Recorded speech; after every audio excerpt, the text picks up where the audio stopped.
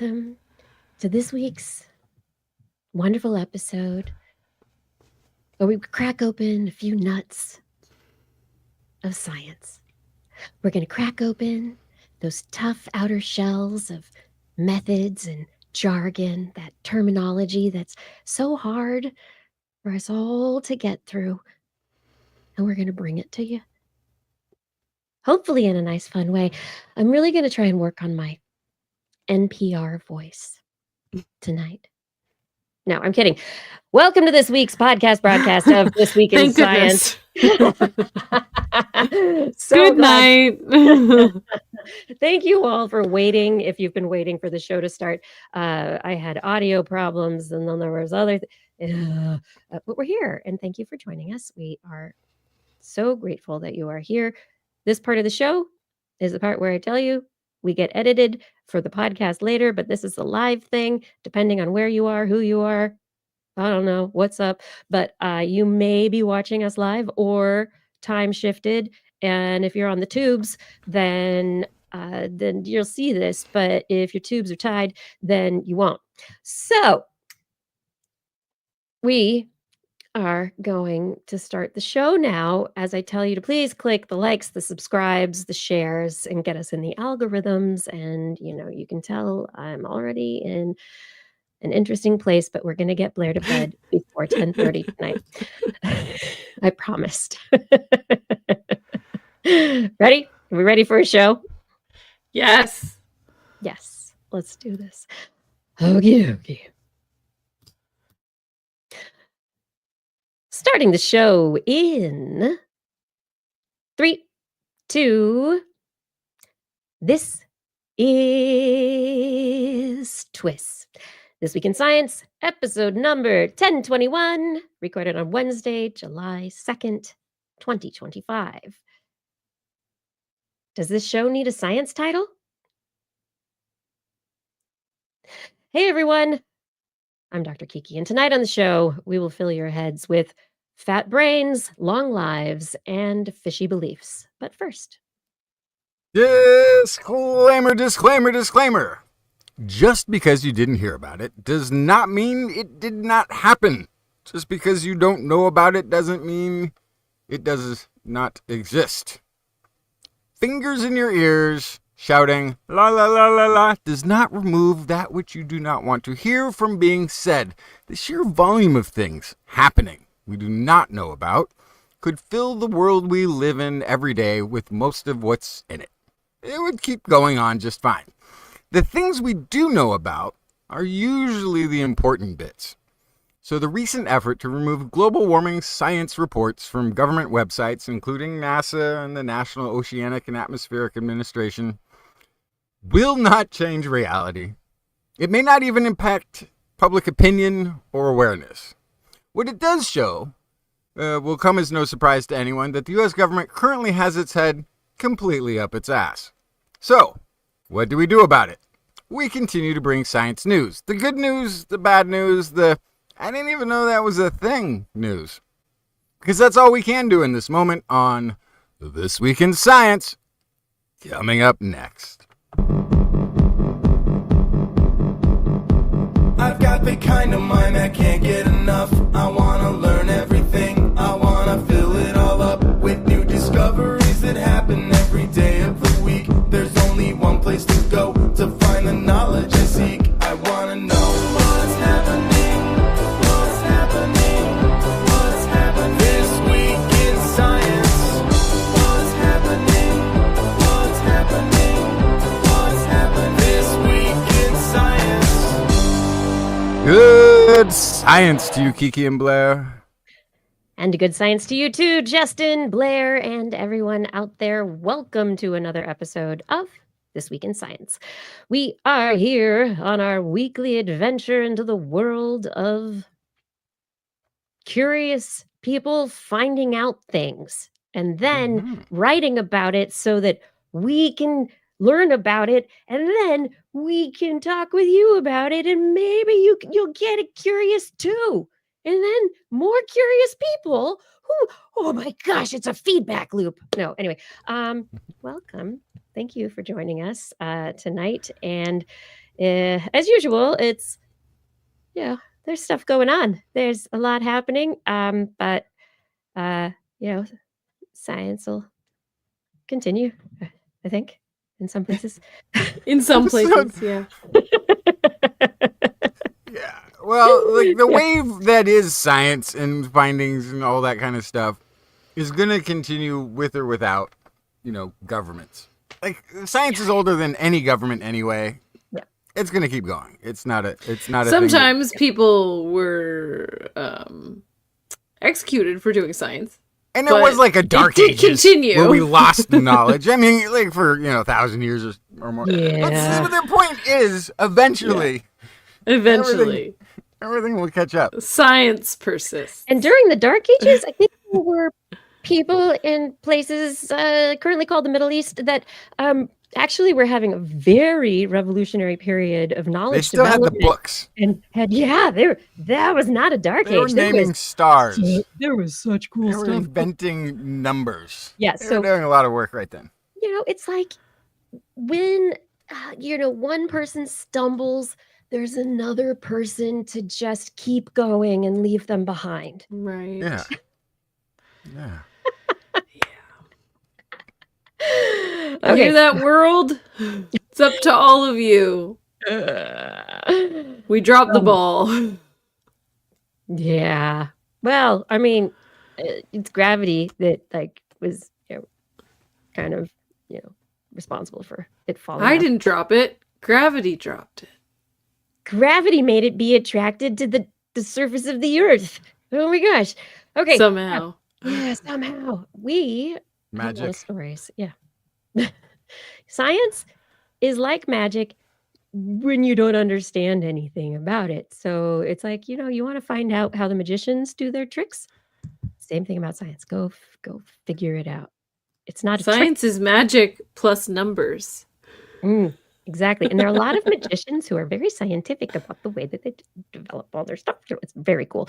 All right. On this show, we have a bunch of cool stories. I've got some bad science writing. What else do I have? Stirring. Hey, you didn't bring any of my stories, did you? I don't the ones that you write. I don't think so. Okay. Stirring things in chemistry.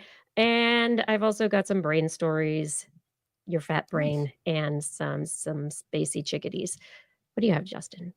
I've got a potential pill for exercising, a supplement to live longer, why cancer has such nerve, and how memories are stored in the brain long term revealed at last. Just kidding. I can't wait for that one. I love those. I like the brainy memory stories. All right, Blair, what's in the animal corner? I forget. No, I'm kidding. I have birds, fish, and dolphins. Keep it simple. I love it. Birds, fish, dolphins, they all kind of, you just need a land mammal. But I guess the birds land on the land sometimes. and Overrated. sometimes- No, actually, I Some- do some have a fish walk. story. Yeah. I have a story about land mammals at high altitudes as well. I just didn't mention that one. So Alright. I got you covered. Amazing. Okay. So as we get into the show here, just everyone remember that if you want to find show notes after the fact, they get posted along with recording the podcast recording of the show on our website. This for This Week in Science, which is TWIS, TWIS.org.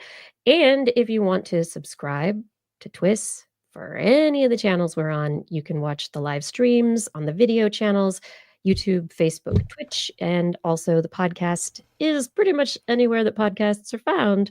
It's pretty great. But, if you go to twist.org, you'll find all the things, including our Patreon and Zazzle links. And those are the ways that our show is supported by listeners like you instead of, corrupt business entities. So help us keep going. You ready? Should we have the science? Mm-hmm. Yeah. Okay. I want to start the show badly with a story about how large language model use in science is impacting publications currently and what's going on there.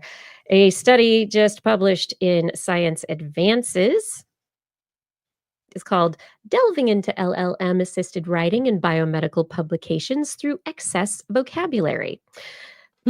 Yes. So the researchers wanted to find out how much over the last year or so, or a few years, these large language model algorithm tools are being used by scientists in their writing process for the papers that are being published and that are being shared, that are indexed by PubMed and other places. So the researchers did a large scale approach. They looked at vocabulary changes in over 15 million biomedical abstracts from 2010 to 2024. So you've got years of control with really, maybe more of like the word processing Grammarly kind of help, right? Google or others, suggesting a slight, this word change or, anyway, to 2024, 2 years since these LLMs have become very prevalent. Okay. They led to a very abrupt increase in the frequency of certain style words. At least 13. However, What? No. What? However, Therefore, M dash, but not. That's actually not true. You should listen to Mignon Fogarty's Grammar Girl, and she debunks the whole. It's something that I've noticed actually just reading studies is the word however. It's like all of a sudden everything is however. Like I don't think however was being used very much before the LLMs came along. And now almost every abstract I see has however. But Kiki, how do you differentiate that somebody's using an LLM versus just a change in the public vernacular over 15 years? Yes. So do the frequency changes happen normally? Are there changes regularly within language? Of course there are. And so that's why they wanted to, make sure that they took this very, very large set of articles from PubMed to look at the abstracts to quantify what was going on. What they have found is that there was a huge change when ChatGPT was released, and what happened after is it's like a cliff of what happened. So until the end of 2024, the 15.1 million English language abstracts from 2010 onward, they got rid of contaminating strings and things that were, that didn't quite make sense and that were contextually confusing. And they computed a matrix, and this is from their results section, of word occurrences showing which abstracts contain which words. They got a binary matrix. For each word and year, they found the number of abstracts in that year that the word appeared in and obtained its occurrent frequency. So they normalized over all the papers in each year. And then they ended up focusing on over 26,000 words with a very, very, with a p value greater than 10 to the negative 4 in 2003 and 2023 and 24. So this corresponds to over 100 usages by words, a certain word per year. Okay, so some words increased their frequency. And don't tell me, I'm going to guess they're all transitional phrases. Okay, so I'm going to try and open the figure However, viewer. despite, therefore, furthermore, I'm gonna try all of those absolutely useless filler words. Yeah. Okay, so I'm going to present these words to you and you're going to go, "Oh my goodness. It's so true." So, we have the frequency of delves.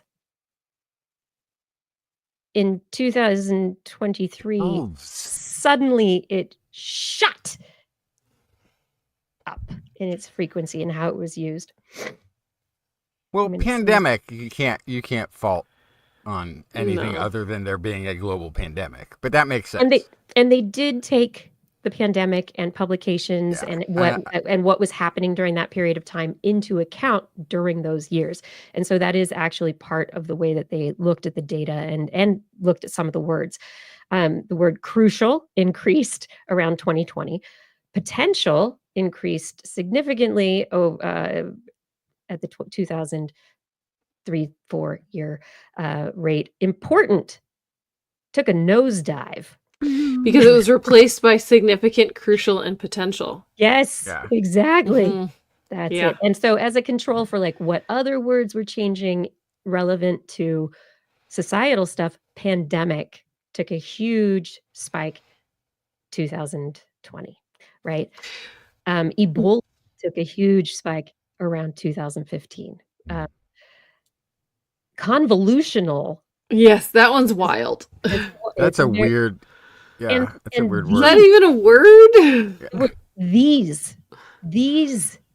The these one is weird to me because it goes down, down, down, down, down, and then shoots Until- up again. At the beginning of So- the LLM use. So that makes sense. And if they look deeper, they would also probably like these, those, it's what do you call it? A summary form versus a narrative, or it's writing that is summarizing it for the person who is preparing the information versus how you would prepare a reading for an audience. And so that's part of what it tends to do is give the user a summary of information. So it's right. It's telling you back like your list of information that you've put into it, as opposed to trying to describe something for a reader. It has a hard time doing that for describing something for a third party. But Absolutely. summarizing your notes is what it's probably much better at. So these make sense. You know, these things that these lists, and significant versus important, I think that's actually a pretty good one to But have changed. But here we're gonna move into the assisted writing through excess vocabulary and the frequency ranges, the frequency ratios of words between 2024 and 2022. And you have words, and these are and based against, so x-axis frequency in 2024, and then the frequency in the years from 2022 to 2024. And what we find is that delves, underscores, delved, excels, garnered, aligning, pivotal. But there is a significant is significantly less in its frequency, Yeah. which I think is very interesting. And then I think significant is a like a better word than the comparable important. Like Yeah. crucial is a little sounds like overstatement. Significant means that like it was there enough that it's part of this story that we're part of our observation. Important puts a weight on it, and that's tough to do when you're just relating what was there. You know what I mean? Suggesting that something is important or crucial. Those ones are tough. That it's significantly part of this story, that makes sense to me.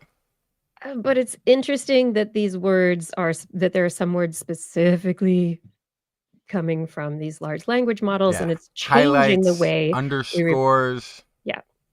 And so there's another different view on the analysis, which is instead of the frequency ratio, it's the frequency gap between. And so we have words that like potential and significant, this, there, through. So words that we might actually use more often or used less by the LLM. And then we have other information, nouns, verbs, adjectives. There's a huge increase in 2024 of verbs in scientific publications.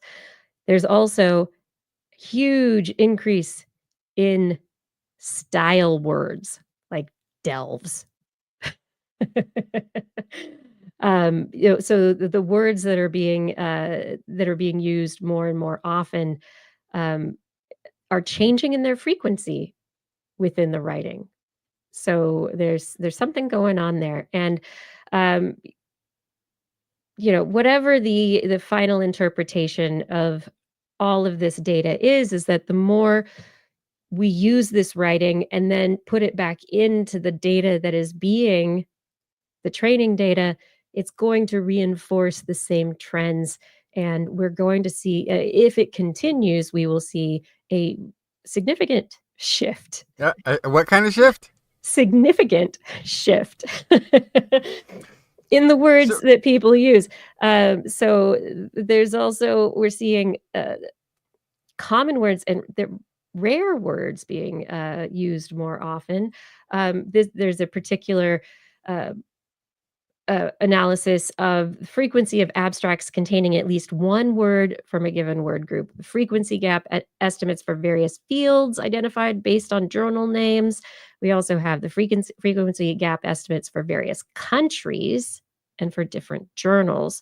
So it's interesting that they're breaking it down into kind of what's getting published where and how, and what the different what the comparisons are. And it seems to be very similar in English speaking and other other languages. So the results parallel each other. It's not just happening in English language publications, it's happening in all places. And the bottom line here is that they have determined that these LLMs are impacting scientific writing, and the effect is actually greater than the effect on language that the COVID pandemic had, or concern about Ebola. And well, and some and of it so the thing, at least the data that at least 13.5% of 2024 abstracts were processed with large language models, according to their analysis. Yeah, and then some of it just isn't that bad. One thing I also have noticed is that you might have the word potential. It's taken it skyrocketed, right? Everything is potentially something. But in that, I've also noticed I don't read papers that say this can open the door to the pathway to leading to, they got rid of sentences of caveats and just say, now they just throw potentially, could be, might. But it used to be there would be like this run-on phraseology of, this could lead to the pathway of a door that would let us through a window in the back alley of potential, but someday, and it would be this totally endless caveat. But I think what's happening is maybe they are teaching more scientists how to write now, which is, I think, really beneficial. Maybe. I think I've noticed, Grammarly will, because I need something to keep me from messing up the English language. Will suggest rephrases, and so I can see how these things, if it's recommending the same rephrasing, or ChatGPT is offering the same rephrasing of things, you're going to see these common trends. But if it's getting rid of the trope language, if it's getting rid of the, this is a meaningless phrase that everyone has been throwing into their scientific articles for 100 years, and it just needs to stop, because it's bad grammar, or it's just meaningless, adds no value, I love it. Then it might be becoming more concise. Yeah, there's so many science journalists that have lists of Yeah. of phrases and terms that they're like, please stop using these. Yeah. So it's So it might wonderful. just be making things more concise, which would be not a bad thing. Yeah, but it's, I'm not saying that these algorithms, these tools can't help people write more clearly and tell their science stories in in in I- in better ways, in more effective ways, so that people can understand them. But at the same time, relying on them as opposed to, using them, it shouldn't be a crutch. It should be, something that accents it, something that, the fact that 13% doesn't sound too bad. once upon a time we didn't have encyclopedias, and you had to figure out, like, well, I don't know about Norway. How am I going to learn about Norway? And then oh my gosh, somebody sold my family a bunch of encyclopedias. You could go to the encyclopedia and learn about Norway. And then came Google and search engines and, Alta, what was it? Was it Alta? Whatever it was, Lycos. All these things early on, search engines. You could start searching. Excite, the greatest search engine that there ever was. There were the BB chat rooms, the places where you could talk to people and ask questions. And so you could we started being able to crowdsource for information and learn stuff from more people. And it's not that any of this is bad, but when we allow it to replace our thinking and our process of even it's like you become a better teacher or you learn a subject better by teaching it. The minute you have to start explaining something to people, you realize where you don't understand things. And so teaching is the best teacher.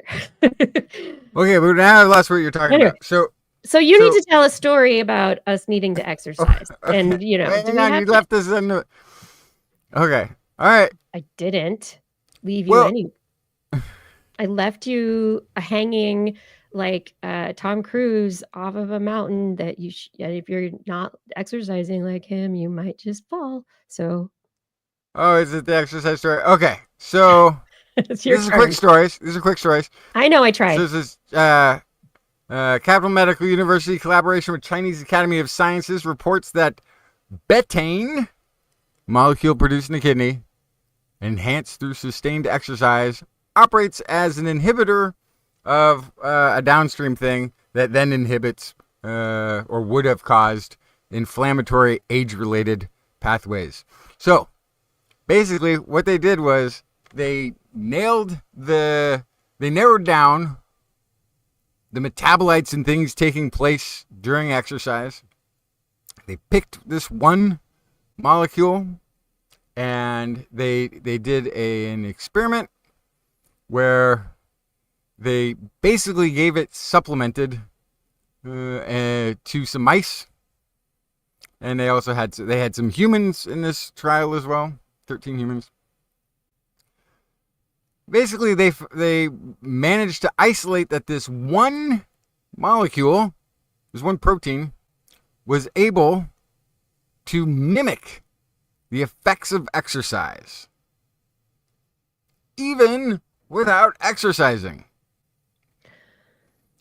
Aged mice receiving the betaine supplementation exhibited multiple improvements: decreased tissue fibrosis, fewer senescence markers in organs, increased muscle strength, and reduced depression-like behaviors. So, this sounds great.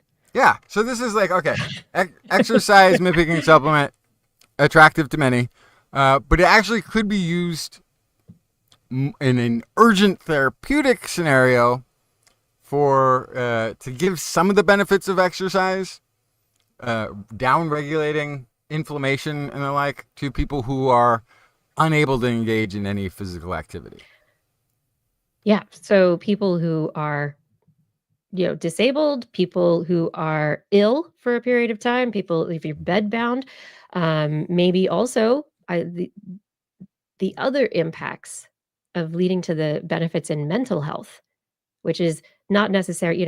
The impacts of exercise on mental health cannot be understated. And so maybe this is something that could help people that's not an SSRI, right? Something that could help people with depression and other mental health issues.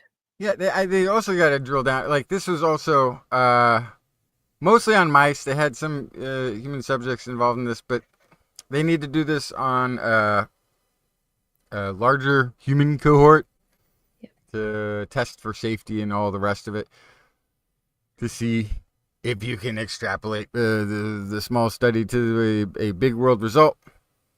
Yeah, like one of the things that is wild is that if it's unlocking if it's allowing the clearing of senescent cells by this one supplement without exercise, that is the thing that when you get these cells that they get tired, they get old, their mitochondria is like, I'm pretty much done, but they're still there. And they start sending out weird signaling to their neighbors and start disrupting the tissues in whatever organ they're in. And that's an age-related malady. And what happens in elder scenarios is exercise is a lot less. And so those things that mitigate senescent cells stops happening. If you have a supplement that can clear senescent cells to some extent, my goodness, you could have a longevity boosting effect as well. Yeah. You can end up having a situation where potentially you are improving the way that the whole system of circulation works, the lymph transfer, the mitochondrial function in the brain, like all of that stuff, so that brain health and the garbage disposal that often starts to go awry. And all, like you said, like the slowing of movement and the stiffness that occurs as you get old. You don't move as much, and so things start to break down. And oh my goodness. But it's not about it could be longevity, but it could also be maybe extending life slightly, but maybe extending healthy life longer, so that the senescent period, the period in which you're declining, is much shorter. So in terms of quality of life, you live better longer. Better quality of life. Yeah. That's awesome. I want some. Well, let's let. How do we get it? So I'm gonna jump to my Do next I eat story real broccoli? quick, because it'll only just because we touched on the longevity aspect of this. Before you jump in, this is a totally different study. Obese mice live 26% longer with a single protein overexpression.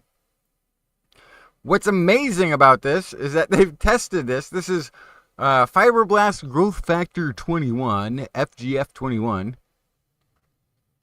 and they've been interested in this for a long time because of the way it modulates metabolism across many tissues in mammals. And an early investigation found improved insulin sensitivity, lower fat accumulation in the liver, and some of the pathways that we know are tied to longevity. However, it also resulted in dwarfism. So this was transgenic mice. So before you jump in and be like, I'm going to try the next new thing, wait, let's test it. Let's test it. I don't know what a dwarf mouse looks like, and I may be a bad person for wanting to see that. They would be smaller. They're just tiny. Yeah. Okay. They're smaller. So in the first round of the experiments that they had done previously by a different study than what we're talking about here, they were transgenic mice that were expressing FGF21 from birth.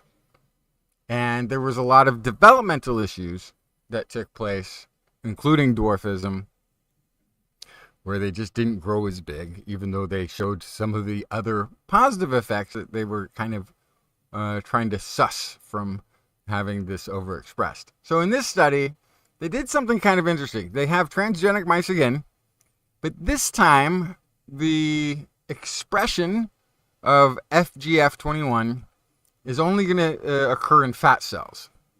And it's got a trigger where they have to feed it a molecule.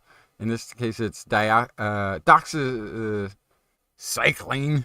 Doxycycline. Into their food. That's an antibiotic.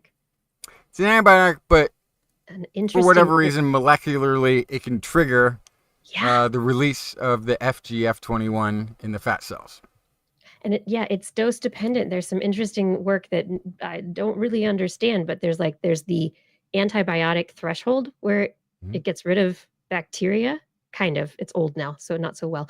But then there's like the what they call the non-therapeutic level, because it's doxycycline is supposed to just be for antibiotic use, but the non-therapeutic level, which is like for humans, I think like 50 milligrams per day or less.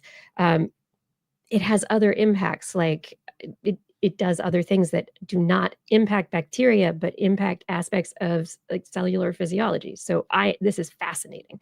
So they used it as their key to unlock the mechanism in the genes. So they allowed the mice to get past the initial development stages, right? So the genes are in there to overexpress FGF21, but they're not turned on until they get the antibiotic supplement. So they get past that developmental and dwarfism risk and let the mice get a little older, and they're also overfeeding the mice, and they're doing some other things to make it a challenge. And then they start the overexpression. And so in that group of mice, of course, there were no developmental issues because they're already full grown. Yay! And That's great.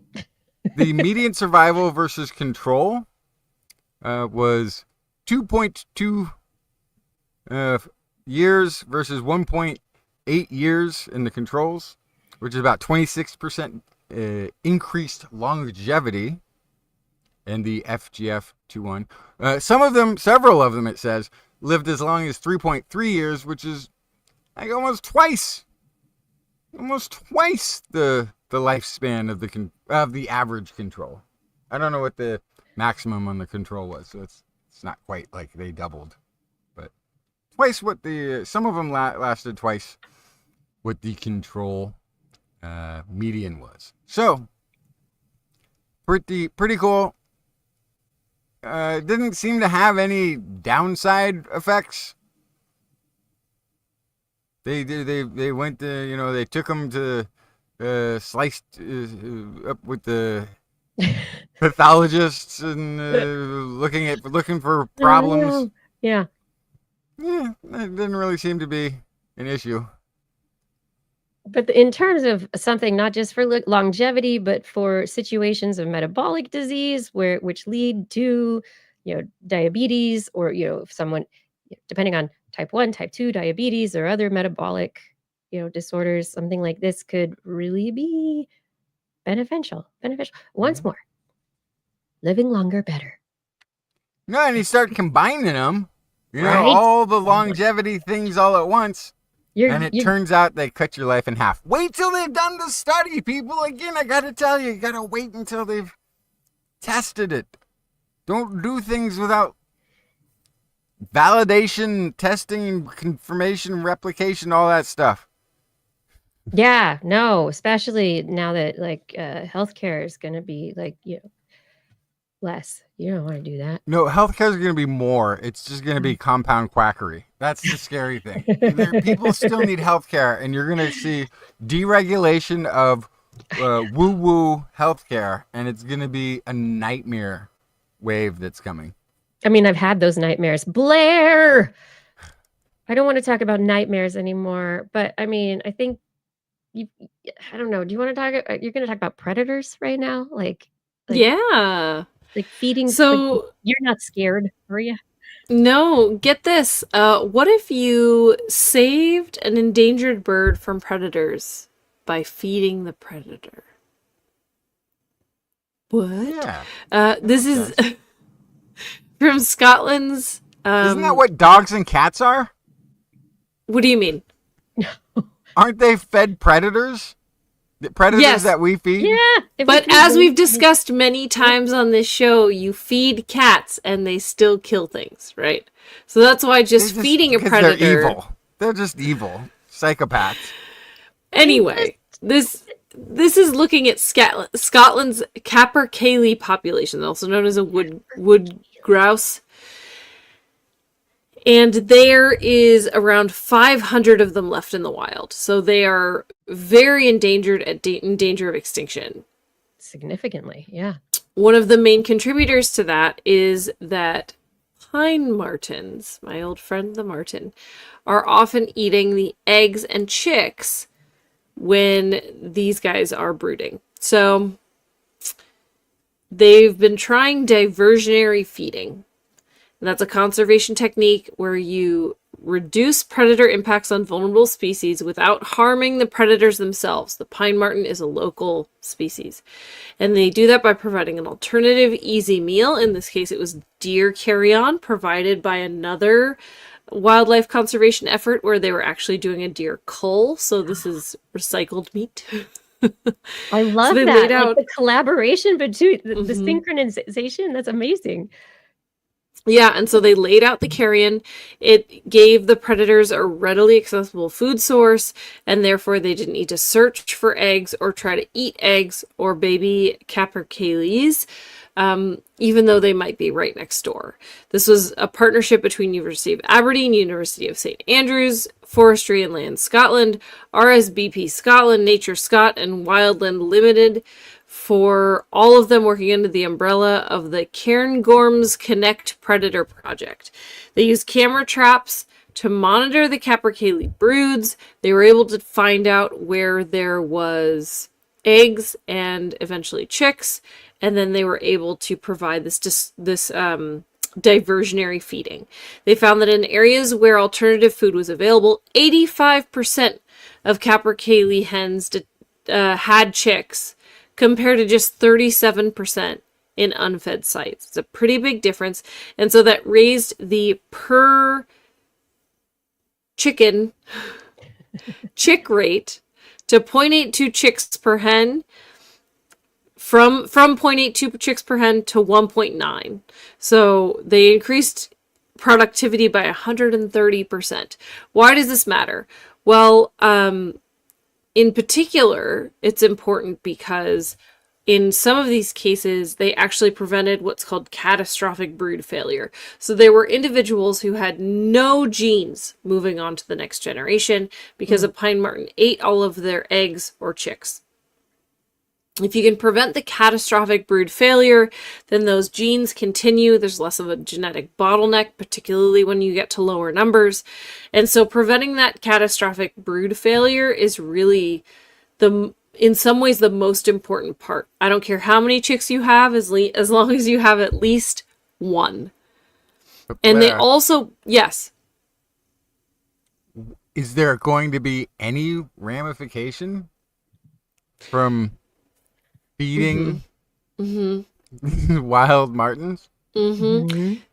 Don't they say don't feed wild animals? This is exactly what I was going to mention next, is that they're not feeding these guys year round.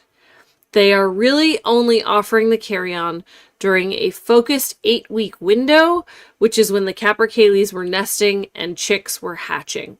So really, they were only doing it for 8 weeks of the year to make sure that at this very important pivotal moment when the mothers are sitting on their eggs, they can't move, and the babies are either in the egg or they're brand fresh hatched.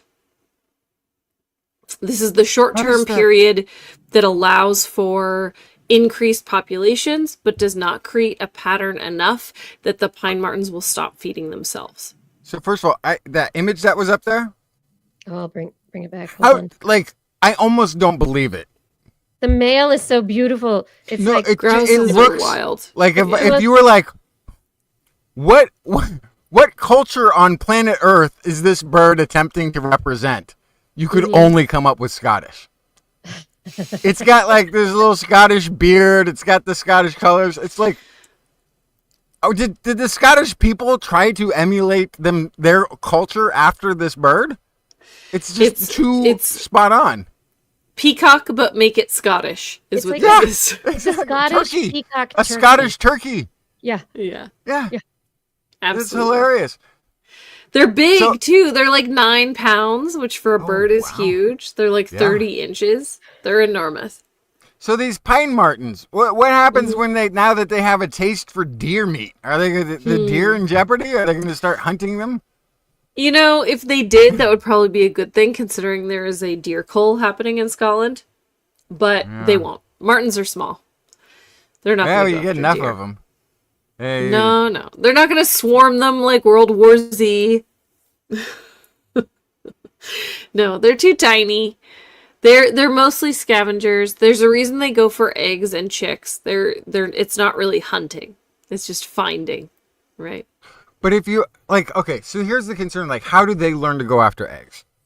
Is it a taught thing? Is it an instinct thing? How Good much? question. How long can you feed them as this easy scavenge meat before there's a generation that unlearns egg hunting? Which I guess is good because it's the thing you're trying to untrain them for, in a sense, or keep them from doing. But on the other hand, now they have to go out there and survive without the provided food, and what happens? It's so dangerous.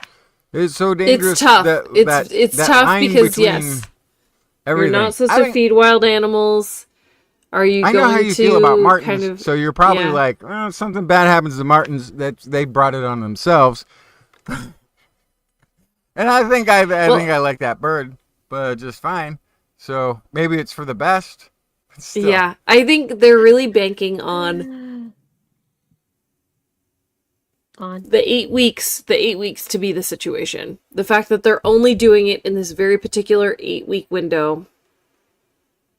They're really hoping that this is not going to shape future behavior beyond that. There are eggs before that, there are eggs after that. There are eggs that never hatch, that have no babies in them. And the pine martens can eat those for sure. So there's a lot of opportunity still for them to try. There's also other birds with other eggs. Oh, yeah. So I'm looking where I'm sharing the document that is involved in this plan that they've come up with, and it's very complete. Bird with a beard. Yeah. Yeah, but they're going to be tracking changes in the pine marten populations as well. They're going to be tracking other prey species like voles.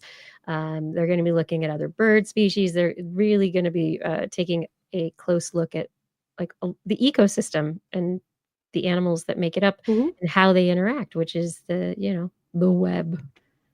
Which is I would pretty say the ecosystem's probably pretty disrupted already, but so that's kind of part of the issue too, is if these birds are already down to less than 500, they're basically not fulfilling their function in the ecosystem currently. And so like being the Scottish mascot. Yeah. I'm If kidding. you throw the pine marten into kind of upheaval, who's to say that's a bad thing if the current prey item is functionally extinct? Yeah. It sounds as though also in this plan, they've got, they're going to be removing fences. They're going to be changing, reducing disturbances that are human caused as well, like mountain biking activity. They're going to try and deal with people walking their dogs. They're going to be dealing with farming. They're going to be really trying to look at land management within the area. Like the whole thing is a really interesting, complete plan, and I'm excited to see. I hear just how want it to works. counterpoint one thing you said, Blair, which is I get it if they're doing a diversion for a bird that's going to go extinct, and so they might be without it if they do nothing. Fair enough. On the other hand, that would also probably be maybe a smaller population of martens as that resource dwindles versus feeding them all deer meat and having maybe a larger population that is then also still maybe faced with losing a resource. So I think you are thinking that the marten only eats eggs. No, I'm They not thinking eat- that. They eat deer. mice. They They hunt eat deer. rats. They don't hunt deer. They eat mice. They eat rats. They eat pests. They They're eat opportunists. other carrion. Yeah, absolutely. And so it's actually really important to keep the pine marten. You know what else they eat? Snakes. So There's snakes in Scotland? of course there's snakes everywhere. So they are a part of the food web. When you remove a predator, even a mesopredator, a predator that is hunted by other predators, you are still going to have an impact if you remove them. There's going to be a cascade, right? So they have a much larger function beyond just eating eggs. I'm not saying get rid of the martens. I'm just saying if you feed them and you end up with more of them and then you still don't save the birds, well, you might be... Now you're... This is where I think it's getting very interesting in that they're going to be doing a whole bunch of stuff at the same time because the environment has been disrupted enough that these birds have become easier prey for the martens. Yeah. And so the martens are more easily able to take them out because their nesting sites or whatever they do. The martens are like, "Ooh, I know where you are and you're easy to get. I'm going to eat your eggs." And there's nothing really to help the caperwalis. you know, one But thing then, that might... but like with domestic- the deer and other, in America, we've had issues with deer and vegetation, and when the vegetation becomes too low, the deer die off, and then the vegetation comes. There's like Mhm. these boom and bust cycles, and what's happened is the disrupted environment is what the martens probably have a bit of a boom right now because they're able to access food supplies that maybe once upon a time they were not able to because of the disruption. So you start removing the disruption, you go over here, you distract the martens and other things, and then hopefully things will get back to normal, but you pay attention to see how does this affect the population of the martens, and you do it scientifically with monitoring the whole time. It's not just like, let's feed them deer. And I'm being informed that it is Ireland that doesn't have snakes. And Exactly. the reason they don't is because they sent them all to Scotland. Mhm. It's true. And Very a true. couple to Australia. Yeah. I love that. I honestly, the amount of thought and the depth of planning for this, Blair, I think I think it's really impressive. It's pretty cool. Mhm. Thank It's you. neat. It's definitely a different kind of perspective. Yeah. Well, since we're talking about feeding animals, real quick, I can also tell you about orcas and their pet humans. Yes, please. Humans? Yeah. So, come on, computer, stay with me. Okay. We make great pets. We make great pets. Humans do? Yeah, Yeah, I think so. We make great pets. Researchers I remember, from Canada. that's a song. She's not just babbling. Yes, I Blair. remember That's that a song. Okay. No, I know that song. Researchers from Canada, New Zealand, and Mexico, they reported on 34 interactions spanning 2 decades in which orcas in the wild attempted to offer food to humans. The incidents took place in oceans around the world, from California to New Zealand and from Norway to Patagonia. So in a lot of different areas, this was not one social organized group that kind of had this social spread of information. Orcas are doing it everywhere. They often share food with each other, and so the assumption is that this is a similar activity when they attempt to share food with humans. The 34 incidents of food sharing, on 11 of those occasions, people were in the water. In 21, they were on boats. And in 2 cases, they were actually on the shore. And the orcas were reported to have attempted to share food with them. Some were captured on video and in photos. Others were described in interviews. Ultimately, they indicate that offering items to humans could include a situation of a learned cultural behavior, that they're teaching each other to do this. It could be exploration. It could be play. It could be an opportunity to learn about relationships with humans as opposed to relationships with orcas.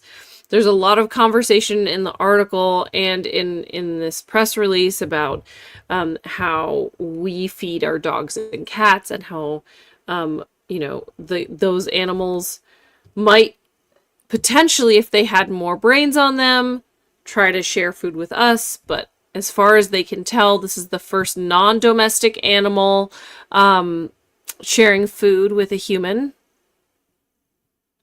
Well, that's still some interpretation, though. I mean, Yes. Yes. I can that's picture a couple. That's the piece. I can picture a couple orca talking, being like, "Hey, what'd you do this weekend? Oh, I went humaning.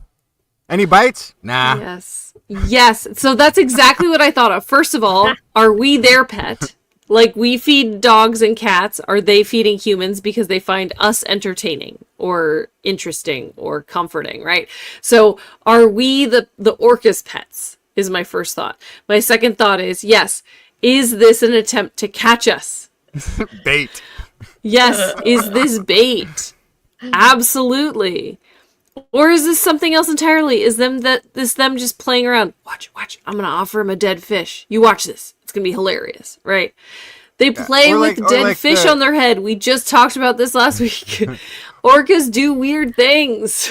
Or like when people feed birds at the park or something, so that more of them come around so they can watch them longer. Mm-hmm. Maybe they're like, "Oh, those humans are so curious, but they always are going somewhere in such a hurry. Here, why don't we throw them a dead fish? Maybe they'll stay there and eat it, and we can stare at it for a while, figure it out." Yeah, they're doing their own science experiments. I love it. I think that's all too possible. Yeah. Anyway, so we don't know why they're doing this a lot. 34 instances. Around the Researchers world. are going to keep an eye out. But they're doing it for some reason, and it's maintaining across cultures and across the whole world for some reason. Maybe they think that we're hungry because we're so small. Mm-hmm. Look, their boat is as big as me, but there's so many of them on it. They must be hungry. Or they're hungry and they want to eat us. Bait. That's right. I'm telling you, it's about going humaning. It's not whether or not you catch anything. Yeah. It's the... They're having a nice heart-to-heart while they're trying to catch a human. Mm-hmm. Yeah. Oh my goodness. I don't know. Maybe the salmon hats on the head were for floating beer cans around the same spot, just in case. I mean, if the orcas were smart, they'd actually start, bringing booze to the boaters. But how do you get on their good side? I don't know. What? But orcas are so cool. There was another study published in Pure J, I think, this last week, that was researchers were using large language models to algorithms to try and actually talk to orcas. So to adapt and actually, it's from 2023. Never mind. I don't know what I was talking about, but yeah. Anyway, we still don't know how to talk to orcas, and they probably know how to talk to us better. Yeah, they're dolphins. They're really good at that. Yeah, they are good. Yeah.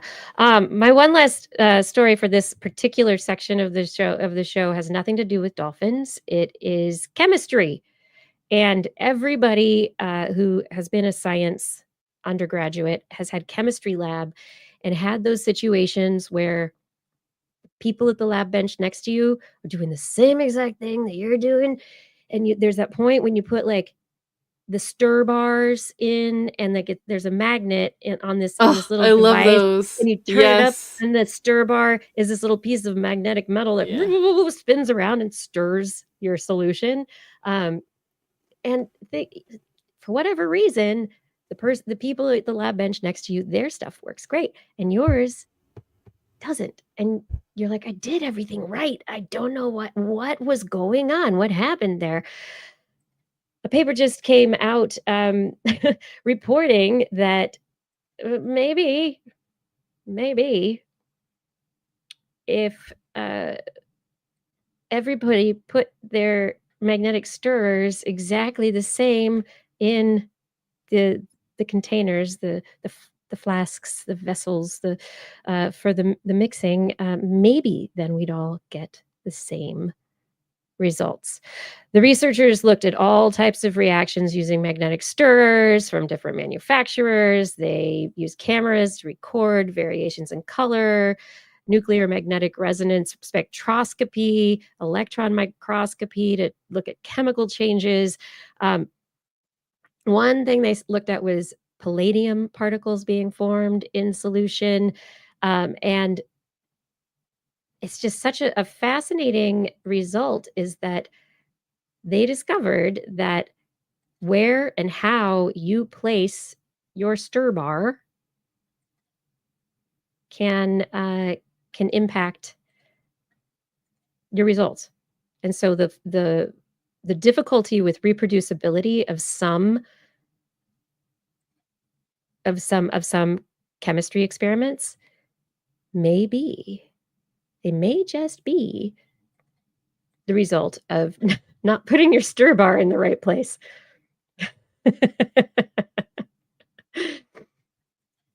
I'm going to see if I can share this video with y'all for a second.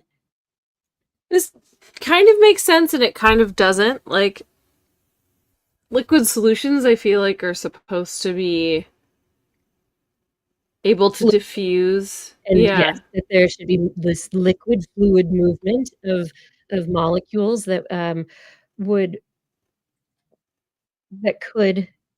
shouldn't be impacted with how they're stirred. But what their results showed was that the more stable the stirring positions are on the plate, the better the results. So in results that are being published by chemists who are writing papers, like what they saw was a conversion difference of about 10 to 20% and sometimes even more based on just the placement of where the stirrer was. They saw the same reaction mixture have very, very different results. And that can change the way you can reproduce or even, just get things done in your lab. And they're, because of this, recommending that in the methods section of papers that are being published, that researchers should really be describing the stirring positions on the plate, doing a control run with a single vial in a particular location, reporting the type of stir bar, and the type and the size of the reaction vessel in the experimental section. So, like, instead of just being like, we mixed the solution for 30 seconds, it has to be, we mixed it with this brand, this thing, this way, and this to get rid of the potential confounds. But it's so fascinating that there are these little tiny discrepancies that you wouldn't even think about for the reasons that you said. And such a simple variable. Yeah, it's so my experience in high school and college labs, I thought that was standard practice.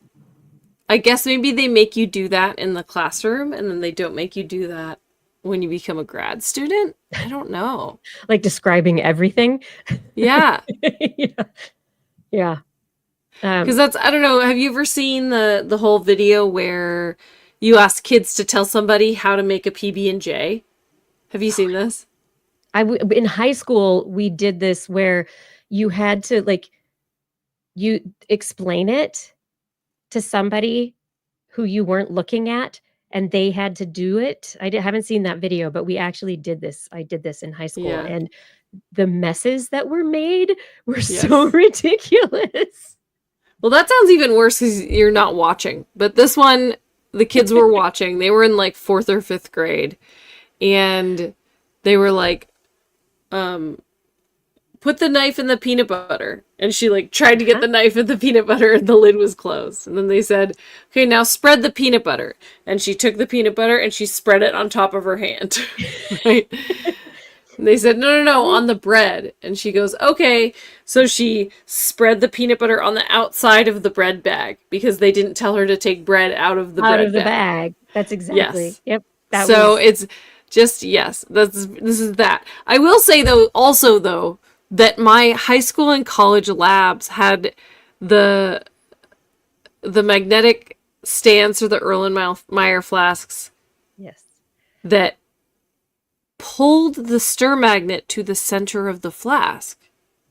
Right. I mean, that's where the main magnet is. But if you have Yeah. different size stir bars or different different spinner base, like I think it's a very interesting point, and just the dynamics of the fluid, like how the physics and the forces change and the chemistry changes as a result of that these are factors you need to take into account. Like it's so interesting. Report your stir bars, people. It's very important. Well, and that's one thing that I've honestly never seen calibrated in a lab is the stir. I've never seen how many a stir revolutions is calibration. it? Yeah, absolutely. Every scale, every measurement device gets periodic calibration to make sure that it's doing exactly what it's supposed to be doing. But you put the stir bar in there at 450, you assume that's how many revolutions it's doing.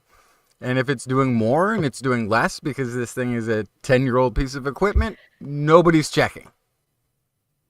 You should have there should be some kind of a laser calibrating instrument so that you bounce it off to be able to see. There are for all sorts of other things that do RPMs, like stirs on because the assumption is there's a little laser stirred is stirred tag on there that will tell you the RPMs. Yeah. But in the stir, there isn't a thing that is. You would have to put some sort of tracking device within the stir itself. Good, but that might be a solution. I don't know. I'm thinking of the police radar gun, but for but you're in the solution. Like that's the problem. You're already in all this other stuff that's in the way. So it would have to be embedded in the stir bar itself, or within the device that is the stirrer. Now, if it's a agitator, agitators have all sorts of ways to verify RPMs. That's like the laser thing that you're talking about. Exactly, perfect way to do it. I'm an agitator. Are you an agitator? No, we're not agitators. We're just people who like science.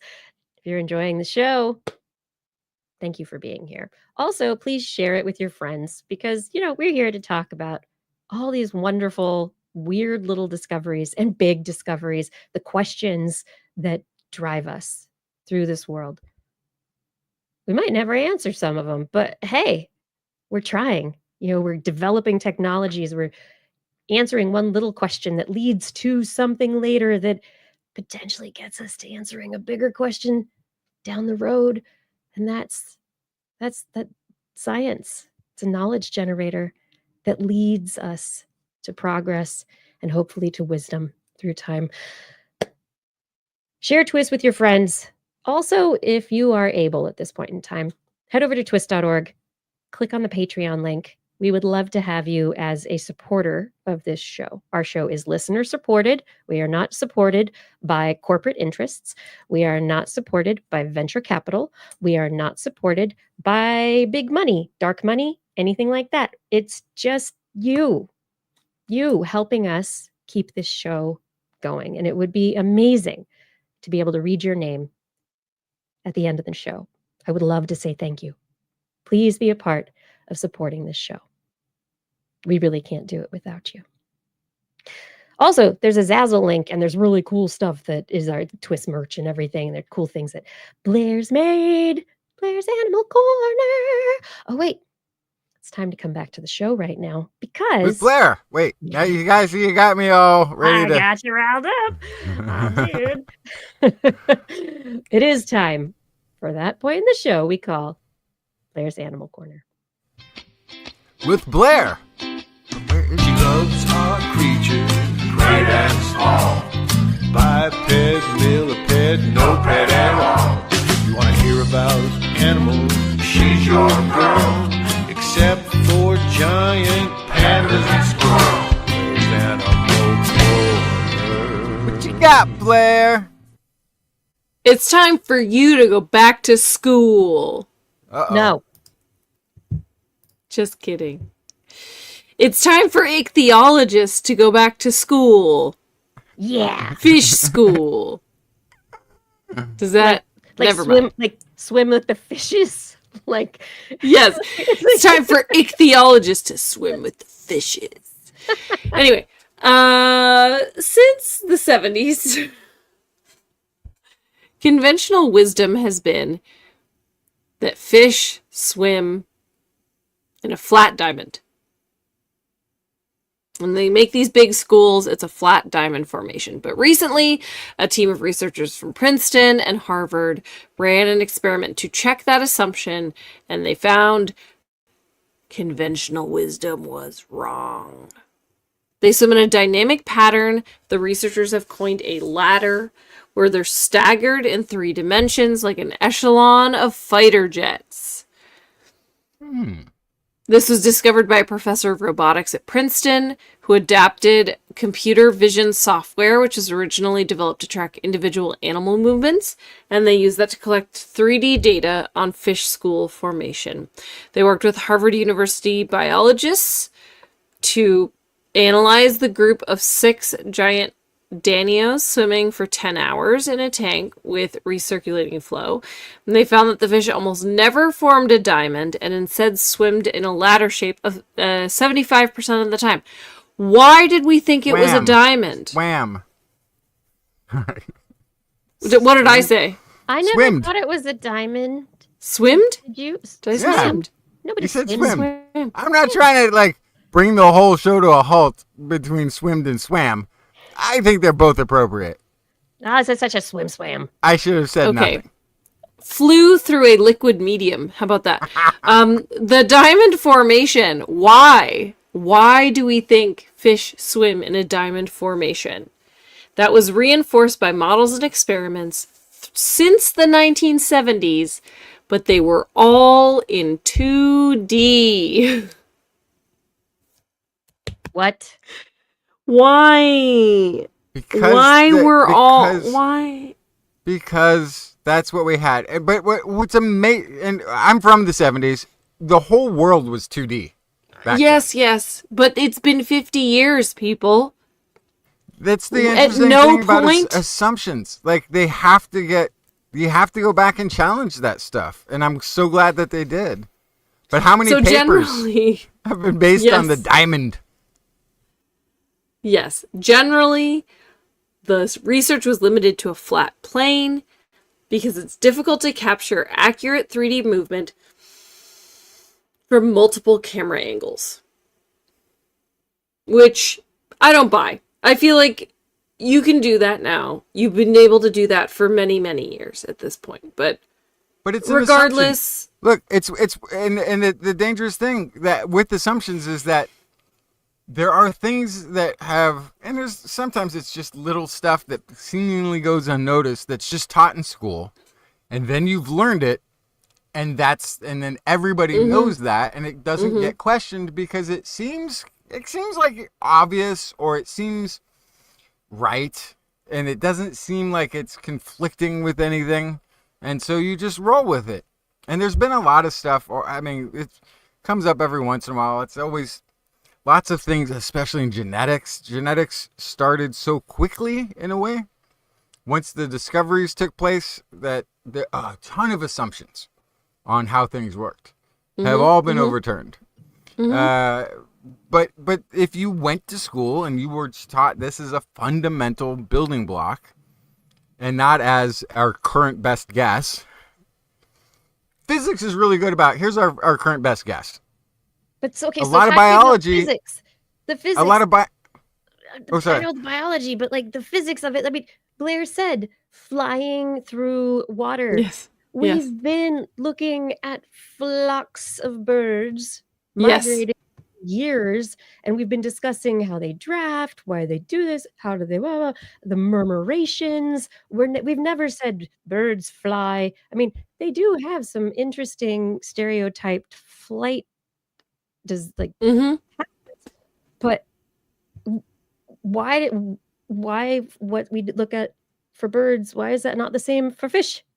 Great question. And in fact, I'm so glad you brought that up, because what they found was that when they're swimming, the fish have a jet that goes backwards, which is similar to a jet engine of an airplane. So it's very similar to kind of drag when you're flying.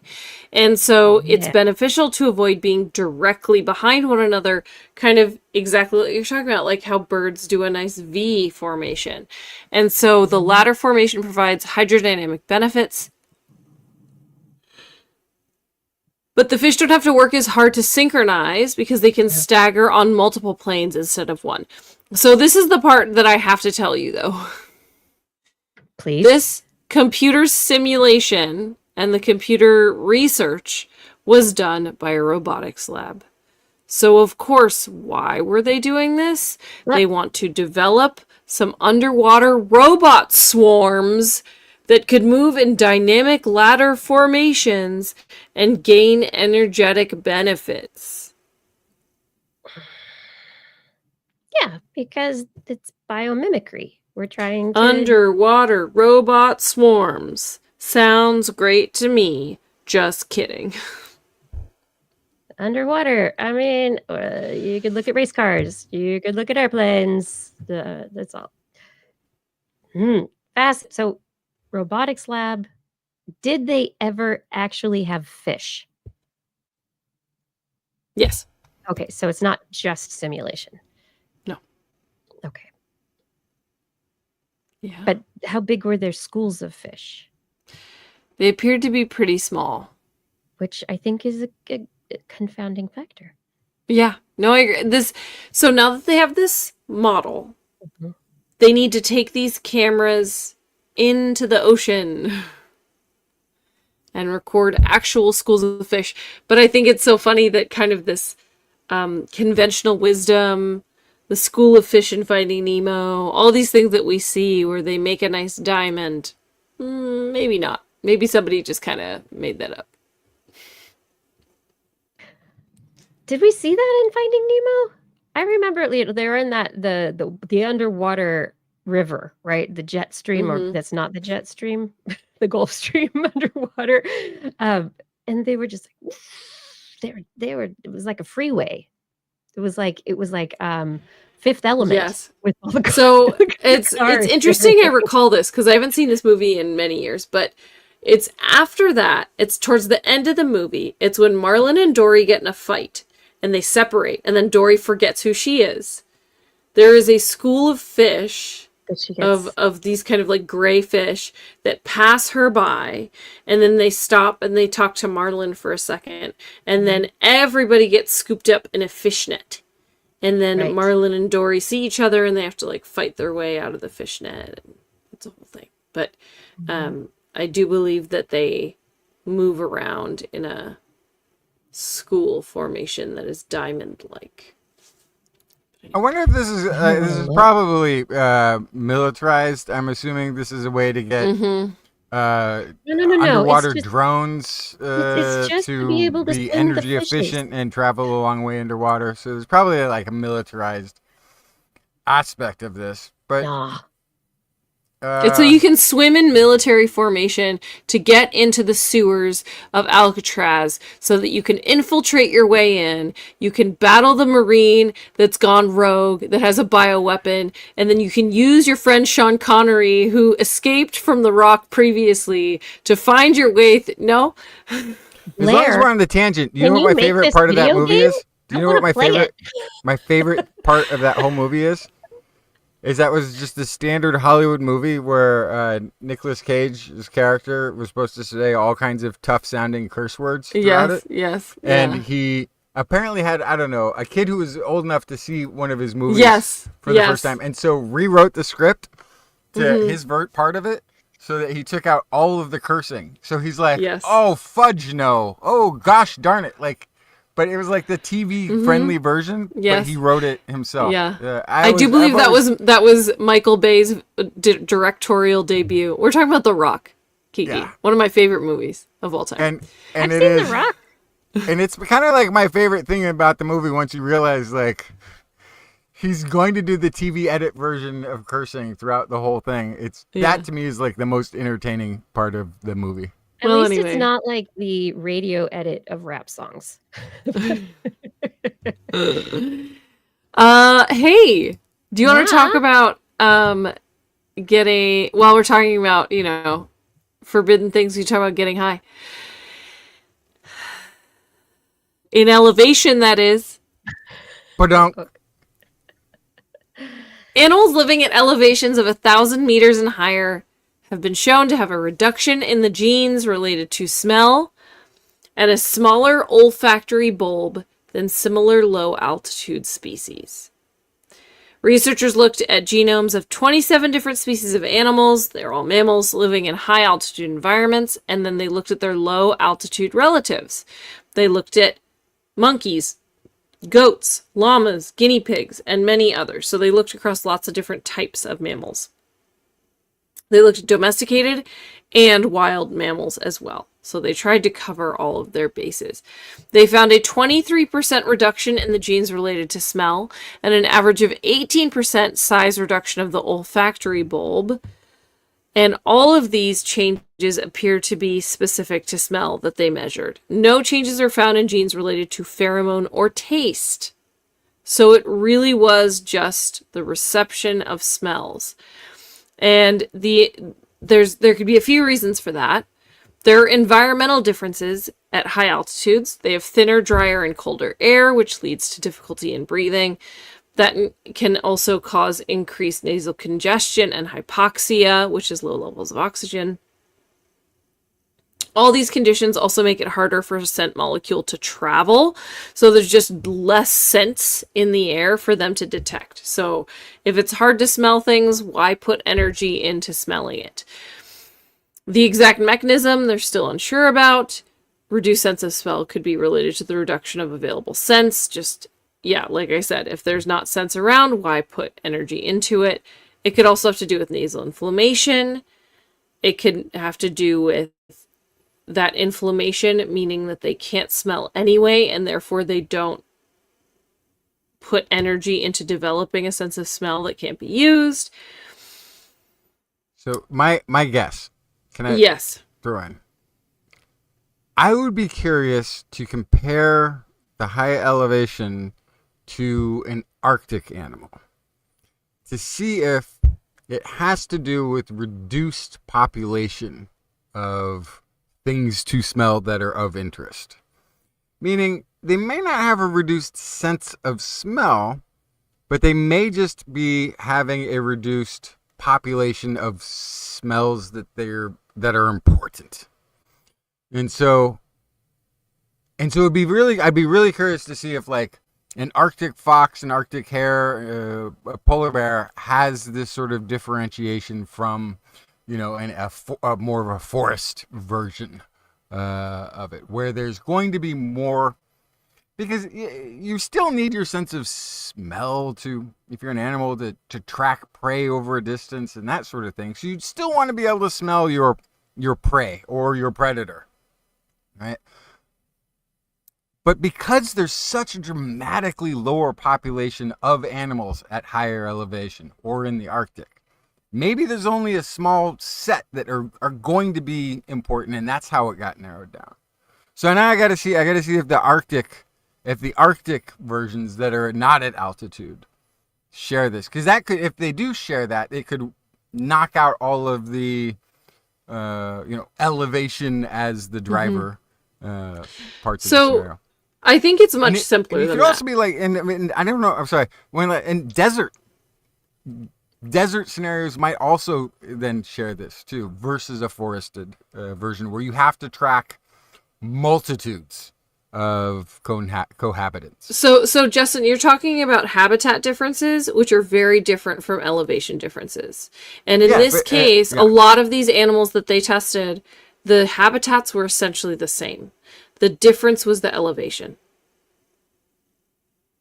Okay, right. Well, then so if I'm a guinea pig who's hanging out and it's a cold desert and I'm at 2,000 feet, and I'm a guinea pig and it's a cold desert and I'm at 10,000 feet, the habitat and the plant availability is essentially the same.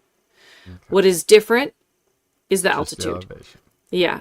And so it could be much simpler than that. Remember that animals are also shrinking at higher altitudes. There is generally less oxygen. It is generally harder to survive. You generally have less energy to expend on growth. So there were probably animals that had a worse sense of sight. There were animals that had worse hearing. There were animals that had worse senses of smell. And which ones survived? And it was the ones who lost the thing that was least important to survival. It really could be that simple. The other piece is that if you have less oxygen, you might want to get things to your lungs as quickly as possible, which will reduce the amount of nasal turbulence you have and pockets in your nose for air to get captured. You want everything to go straight in there as quickly as possible. Doesn't matter if you're losing moisture. It doesn't matter if you're losing temperature. You just want the oxygen in there as fast as it can go. But then you'd also be losing heating ability, which you might need at elevation.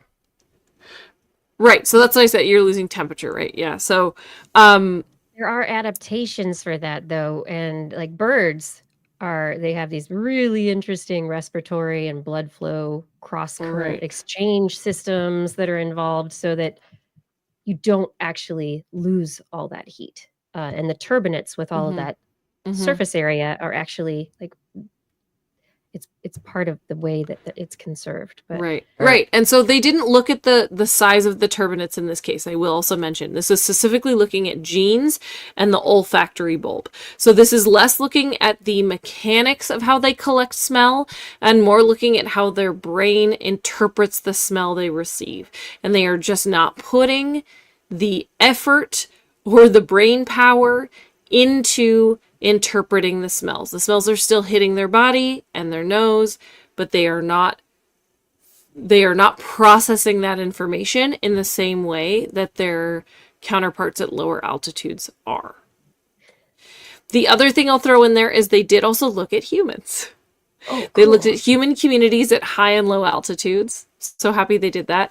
They looked specifically at Tibetans who are estimated to have established their mountain-dwelling communities at altitudes above 3,000 meters sometime between 9,000 and 30,000 years ago. So in terms of human history, a long time ago. In terms of mammalian evolution, the blink of an eye. And so they compared that with the genomes of the low-altitude Han Chinese populations, and there were no changes in the human populations. Of course, because like I said, that was the blink of an eye. This could be due to also, they say, the mixed of lowland and highland populations, because humans are much more mobile and much more able to, for lack of a better word, kind of cross-pollinate across these communities. And so there may not have been enough generations of pure like separation of these two communities. So that's all very fair. The reason I think this study is especially interesting is because of climate change. And because, as a reminder, the reason I thought the elevation story with animals shrinking also is of interest is because as temperatures increase, animals will chase the habitat that they are used to and the temperatures that they are used to. And if I'm a snake in California and I want to go to where it's colder, I can move north. But if I am a guinea pig, I'll say again, and I am already 2,000 feet up the mountain, I can't move north. What I can do is I can move higher up in elevation. And there's two problems with that. One is there's less runway. If I am a snake and I'm in California, I'm in SoCal, let's say, I can go all the way to Alaska chasing my temperatures. But if I am a guinea pig on a mountain, I can go just a fraction of that distance because I can only go as tall as the mountain is high.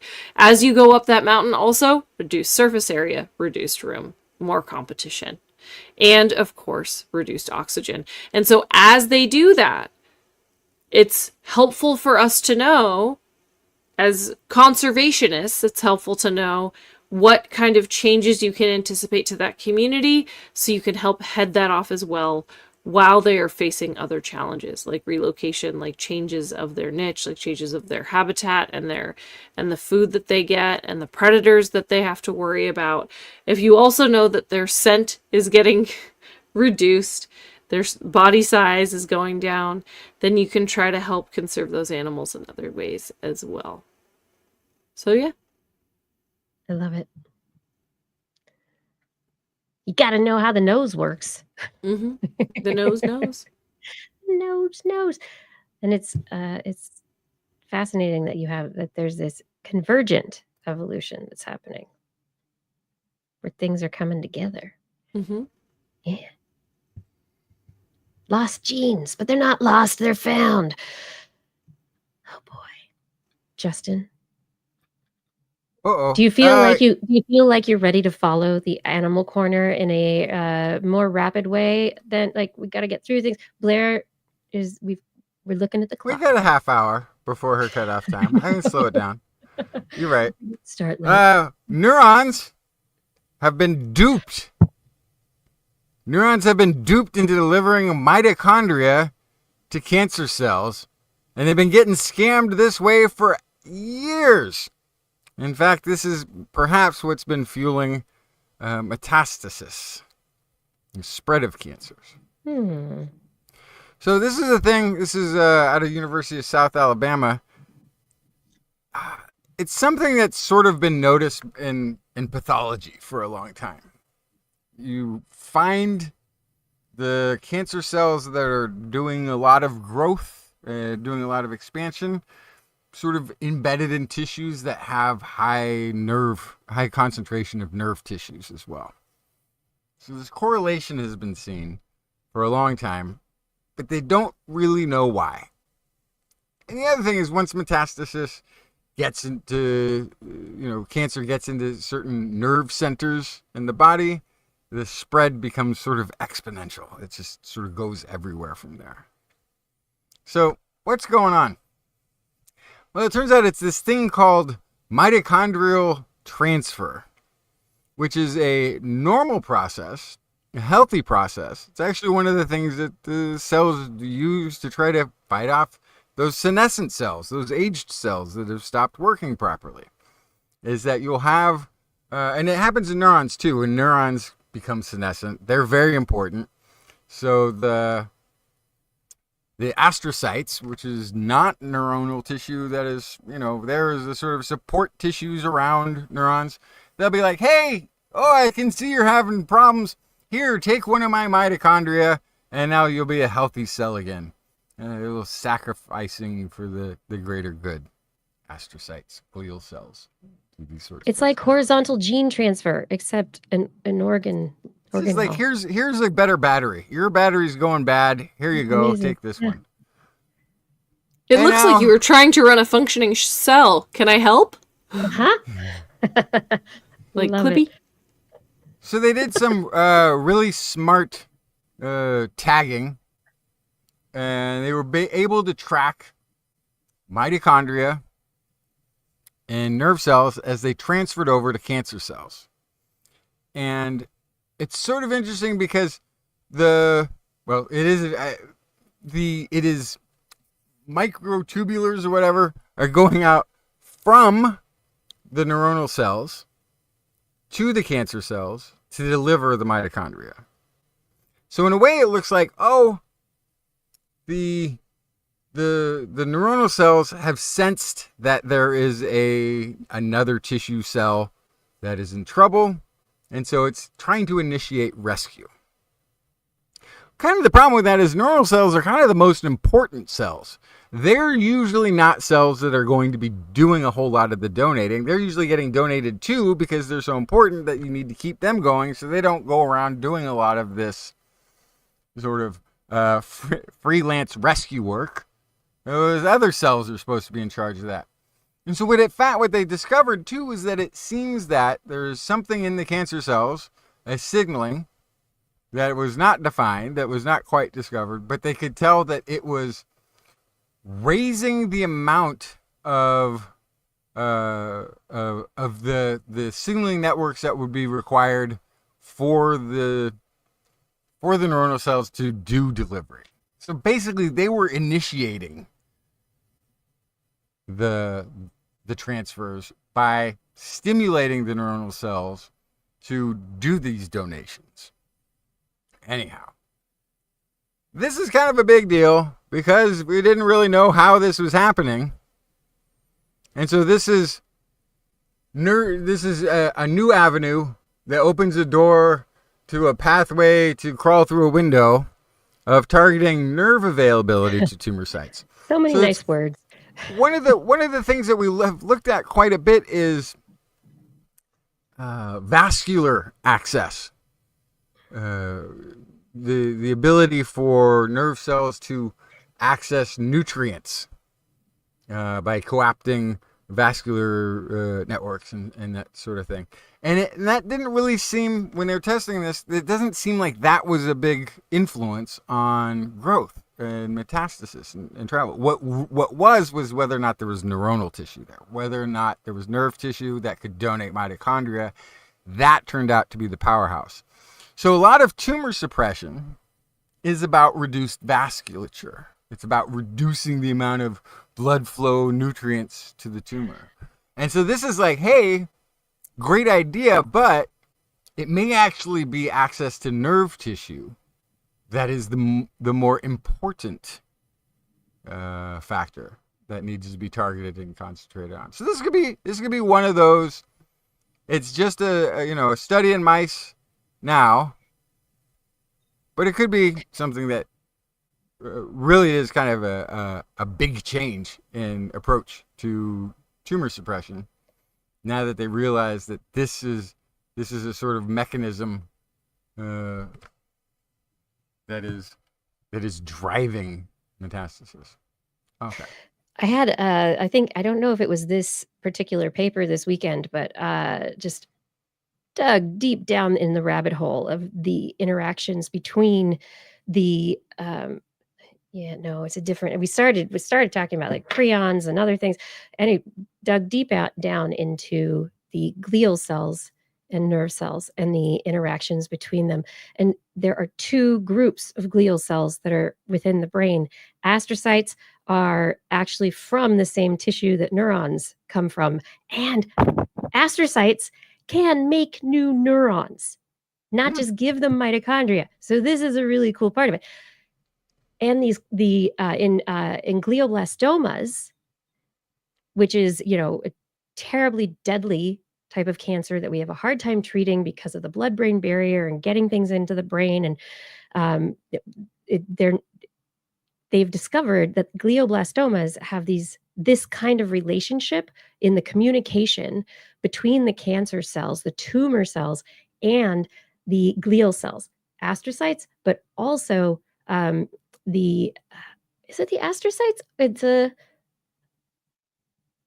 Anyway, there are immune cells that are related that get released by the lymphatic system that are the capillaries and the blood supply around the brain that release immune cells into the brain. And this is a new thing, really understanding that the immune system actually works in the brain, and the glial cells are a part of this entire immune process.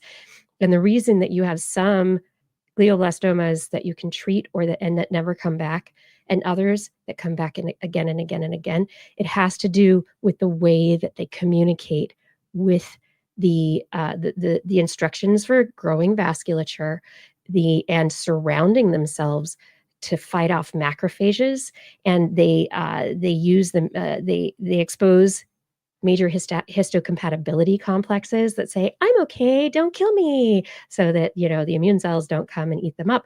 And there's this real push-pull between the glial cells that come from the immune system. So there are macrophages that become glial cells. They're like, so it's the whole story. This last weekend, Wow. rabbit hole, had Wow. such a great time. Our brain does have an immune system, and glioblastoma potentially has treatment pathways related to the immune system and the way that the cells that are the glial cells within the brain. There are ways that we could potentially change the communication relationships between the tumorous cells and the immune cells in the brain. Like, I have to find the study because it was. Yeah, you should bring that study. I want to hear all about it. Oh yeah, Sounds like it's incredibly fascinating stuff in there. yeah. It wasn't just this. This study was it, but it wasn't this. It was something else. Something else I read. There was another one. I don't know. Tell me another story. Do you have more? Do you have another one? This is cool. Neuroscientists. I like more brains. Yeah. Neuroscientists remain steadfastly uncertain about how the brain encodes memory. Yep. Oh gosh. So this is kind of fun. So there's we've been looking at the brain for 100 years or whatever. And there's a lot of ideas of how memories are stored. Is it structure? Is it active brain waves in different parts of the brain working in concert? There's all sorts of different. Is it some sort of atomic level, or Yes, and so they survey, or is it all of it? Is it a combination? Anyway, they tried to survey something like 300 neuroscientists, but they got they actually sent it. It doesn't say here. Where is it? Email invitations reached 305 engram experts. I think those are the ones that have like this concert of memory storage and structure and signal. They got 33 of them to respond, and they had a bunch of other people who are in neuroscience but maybe not experts in stored memory. So they ended up with a cohort of about 312 neuroscientists from these different groups, and different levels of experience, and different years, and different levels of education, experience, and that sort of thing. And they just gave them a survey. They gave them a survey. And this survey is kind of weighted. I think whoever did this survey is interested in the concept of memory retrieval of a preserved brain. So they asked a lot of questions about that. But those questions are kind of revealing in where researchers think the brain is going to be storing and how it's going to be storing that information. What they found was there's almost no consensus on anything. Very, very little consensus among neuroscientists. Let's see. They say, could detailed maps of neuronal structure alone contain specific memories, such as a learned route through a maze or a memorized password? Around 46% of the respondents agreed that this was theoretically possible, provided sufficient sophisticated methods existed, meaning that they do believe that memories are structurally locked into a brain. Okay. A third of the respondents strongly disagreed that this was possible, meaning they don't think memory is structurally bound. We have no idea. Let's see. Respondents identified additional information potentially necessary for memory readout, most frequently citing dynamically changing neuronal activity patterns, 47%, contextual data on experiences and mental states, 43%, sensory motor information, 37%. Less frequently selected were chemical and electrical gradients, and quantum level properties only reached 5%. So, and the reason this is sort of interesting is that there's so when people say, okay, it is connectivity, it is these connections across the brain, these synaptic connections across the brain working together that create a definitive memory trace and create that, resurrect that memory. But there's things like, I guess, hypothermia, where these fine structures where that idea is based on sort of break down, or certain stresses or certain conditions where somebody can go into a coma or have, limited brain activity for a long period of time and then be resuscitated back to normal, and they still have their memories. So it can't be being kept alive just by repeated synaptic activity. That feels like it's got a hard encoding somewhere, right? And then, anyway, basically, the consensus so far is that they don't know. And they're waiting for better observational things. And so this isn't a bad thing, though. It's not a bad thing that a bunch of scientists who are experts in a field all disagree, or largely disagree, and can't form a consensus on something that hasn't been completely understood. If they did have a consensus and we still had no mechanism for memory storage, terrible thing. That means everybody's working on the assumption that they'll figure out it's the thing they already think it is. This way, with all of this lack of consensus and a lack of mechanism, you have people looking in different directions. You have people testing different hypotheses. You have people trying to break down the problem in different ways that might mean completely different. The brain stores memory a completely different way than 30% think it does, or 40%, or even 70% think it does, because at this moment, the field is free to explore, because nobody can give them the definitive answer, even though they all have their whatever they learned from their professor, who's their mentor back in school, is how they think the brain stores memories, and it's just time to get it proof.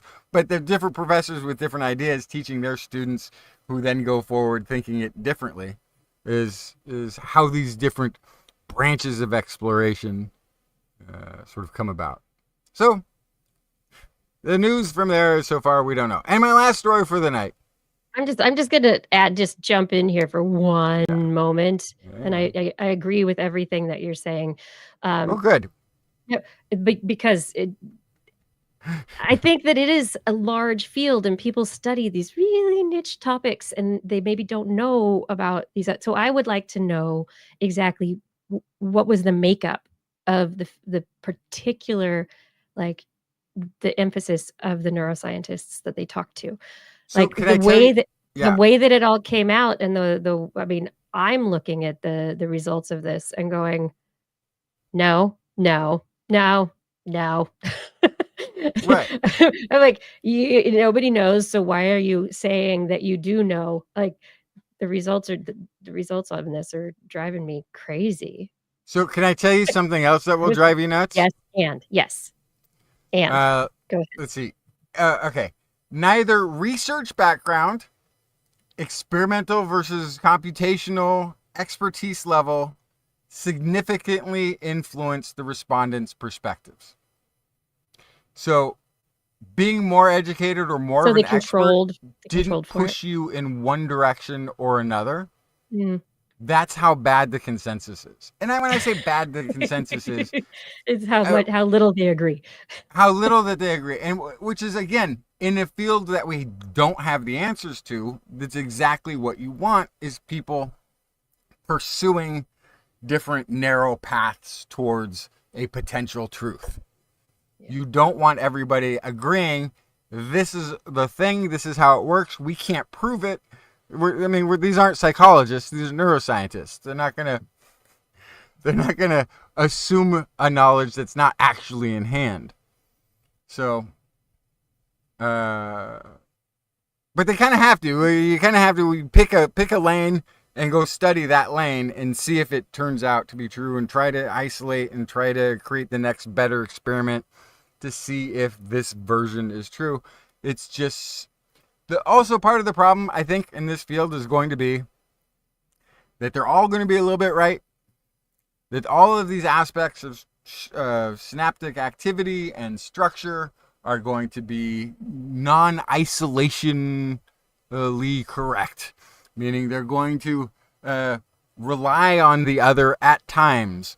They're going to be complementary and at times in conflict, but there's going to be a hierarchy, but that hierarchy probably loops back around on itself. It's probably so integrated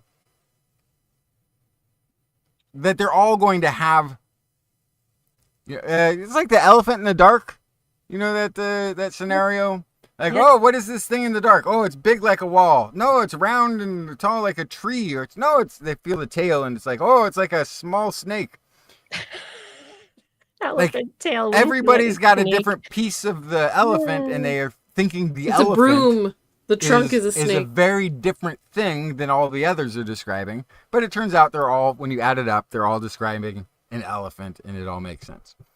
Last story of the night. I think we touched on it in the disclaimer, but thankfully, PBS, Public Broadcasting System, is still giving out news. Basically, they're reporting on the fact that the websites of the government agencies are removing all mention of global warming and climate change. They reached out to NASA, and they got no reply. They reached out to NOAA. They got no reply. The government organizations that we've been relying on to give us information about the changing climate have been told not to share that information with us. And they're, in fact, at this point, not even talking to the press about the rationale behind not sharing that with us, because the government is working in a way that it was never intended to at the moment. And that's kind of all that story is. It doesn't mean that global warming or climate change or climate is stopped. It just means your government can't talk about it anymore. With all implications of what that means for society. Additionally, many researchers who are still within government agencies have been told that they cannot read certain top journals anymore because the subscriptions to Elsevier, Nature, Science, many major journals has not been renewed by our government. So the scientists This is aren't gonna get- censorship. Yep. It's They don't- censorship of science. Yep. Not of an opinion. It's not even censorship of opinion. It's censorship of fact. It's censorship of research. It's censorship of peer-reviewed scientific work. It's beyond just frightening. It's also... It is active destruction. Yeah. It is So people are meant to report on the weather. They are meant to... but you can't anymore. Right. No, they've so been shutting that down. At Like, least not there was- accurately. There's a whole thing in Florida where some of their most famous people who guide you through the hurricane when you turn on your TV news down there, basically came out and pleaded with everyone in his listening audience to call their representative. He's like, I can't tell you next time there's a hurricane. I can't tell you the sea level rise. I can't tell you what parts of what time to be aware, what direction to head. I can't give you all of that piece by piece information that I've used in the past to cover all of the hurricanes that we've been through. It's going black if you don't call your representatives and get them to stop this. So we'll see. Hopefully. Well, my point is, while this is going on, it's on people who are not sitting in government jobs to speak about climate change often, because they're the ones who can. Yeah. All these people in federal positions that are being told they can't talk about things publicly, we have to hold their weight until they're allowed again. Yeah. And that stinks. But it's where we are. What was that movie? Don't Look Up? It is absolutely Don't Look Up. In reality. Idiocracy hasn't been funny for a long time. Idiocracy doesn't even touch this. This is much more Don't Look Up. I couldn't actually finish Don't Look Up. Like it was too much. I was like, I can't take. It was great. Well, I think it has a happy end. Oh wait, no. No, it doesn't. Spoilers. Does it? Or does it? Or maybe the it does. post-credit scene is decent. That's kind of a happy ending. Okay. That's good. And we had celebrities learning about and talking about the science and everything. And the story really these days is, how can we really get across to people how important science is for daily life? Like what good does it do? What good does your money going to government funding of science do? Why not have private interests? Dow Chemical, what harm have they done? Oh gosh. I didn't say that. I mean, it was generally like disclaimer. Everything we say, we just made up on the spot. Never mind. Just misspeaking there just for kidding. a minute. Yeah. But we're getting at the end of the show here. So moving past, what's happening in the United States congressionally in our administration and what is potentially being passed, not passed, regulated, deregulated, funded, not funded. It is important for people who understand science, who believe in the good of science, to not just think that other people are going to get it too, because that's what you think. So it's why it's the why.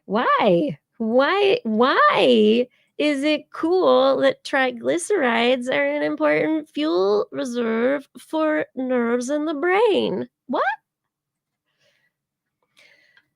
So people talk about all the time, like, the brain, oh my gosh, just thinking uses so many calories. Like your brain is like this energy burning organ, machine, processor, whatever. Most people have thought and have shown through research that sugar is the main source of energy in the brain, that the brain is constantly like using sugar. Glucose, love it. Glucose is going to get me through the night. And, you eat candy bar, you have your little power bar, you have your little, what M&Ms, Snickers bar. I'm going to get it through sugar. Yeah, we can do it. People haven't really talked about the fat in the brain. The fat in the brain is usually thought of as it's like, it's there, but it's not something. They don't find fat globules within the cells, the nerves in the brain. You can go throughout the body and you find fat cells, you find lipid globules, there's fatty acids all over the place. And there is fat, which is stored energy that is easily accessible by, with these storage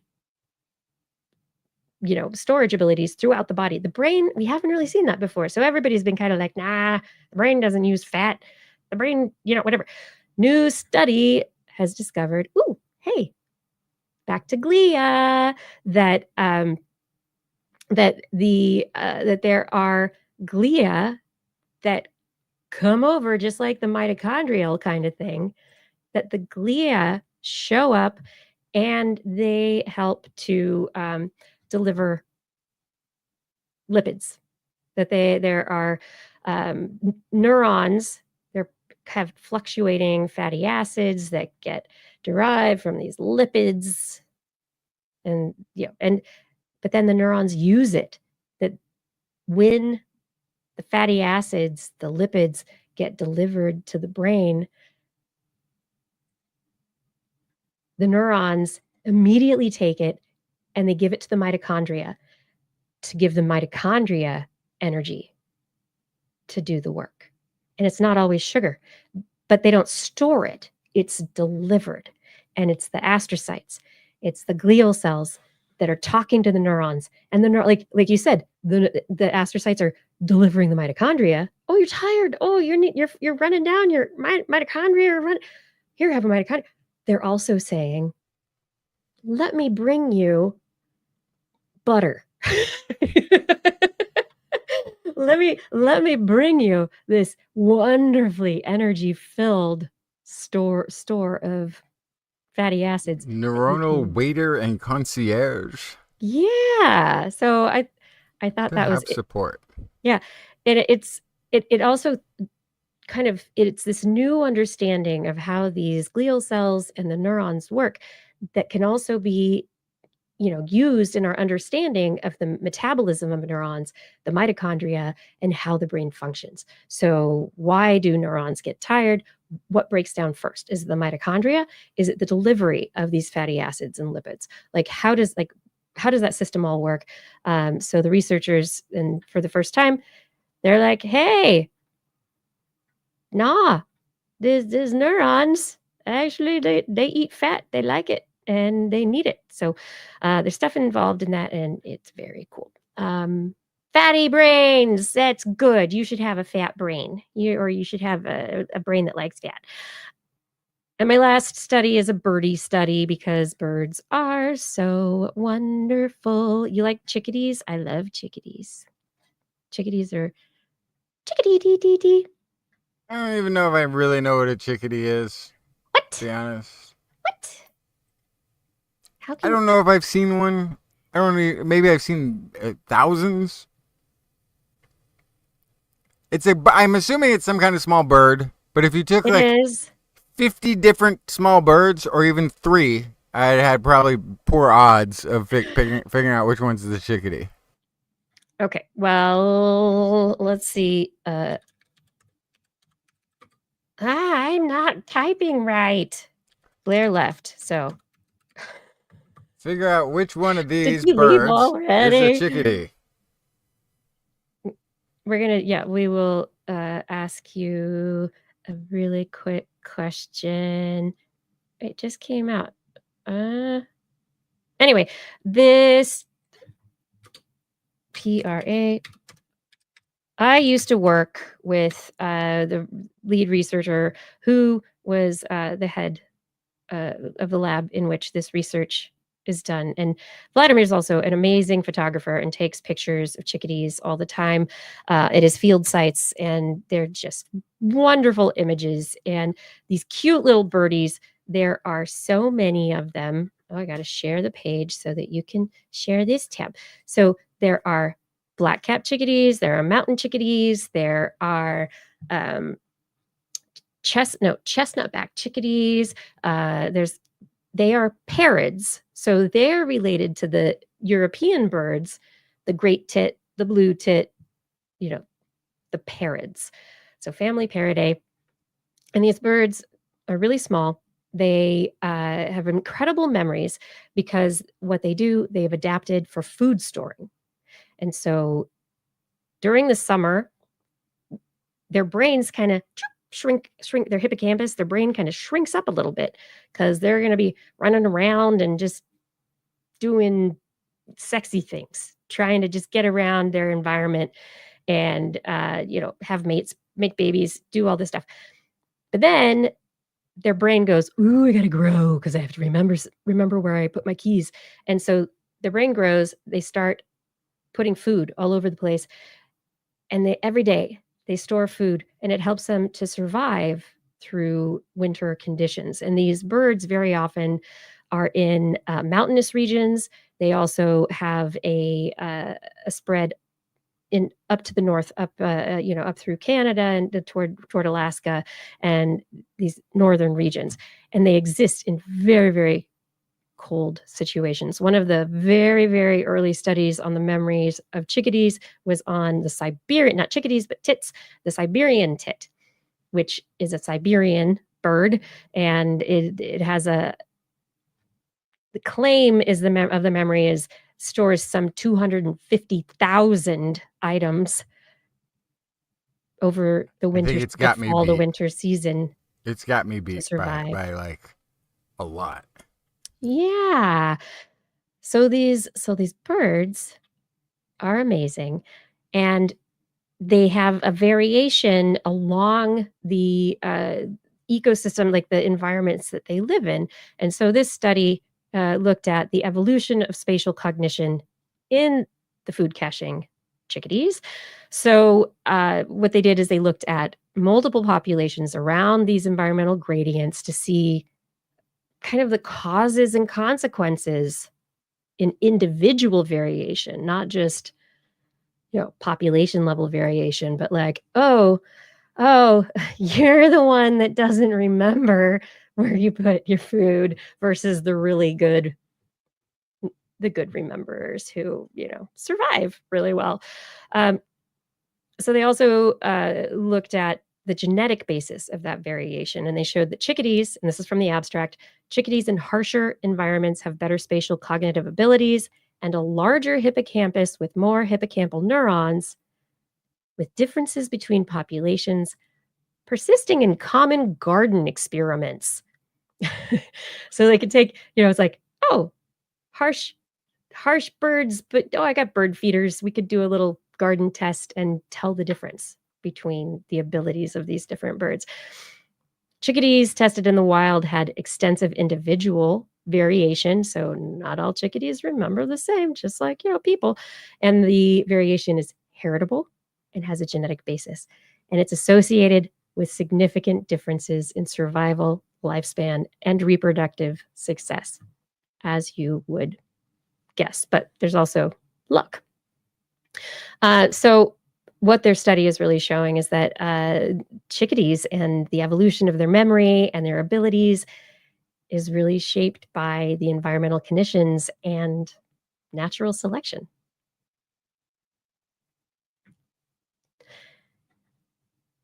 If you have more of the good memberers, then you're going to have more babies Maybe. that survive. It's all. It's wasn't all it of the scrub jays, the scrub bluebirds jays. that we discovered that they're pretty smart birds. They're very smart birds. Take anything away from them. I love But my scrub jays. their ability to remember where they buried things was thought to be really high because they bury things, in the summer and then go find them in the winter or what have you. And then it turns out, no, they just bury stuff everywhere, as do a bunch of other scrub jays. And then they go look everywhere and they find their stuff or maybe another scrub jay stuff or maybe some squirrel stash. They're just looking everywhere. And that's what it turned out to be. That it's kind of both. Yes, they put it all over the place and they probably don't remember where every single thing is, but there's been study after study that has shown that like these scrub jays and other jay species and corvids, hummingbirds even also, are able to remember the what, where, when of in at least a test situation. And scrub jays are also like they're aware of other birds watching them. So they're going to do fake caches. They're going to be like, oh yeah, no, I put it here.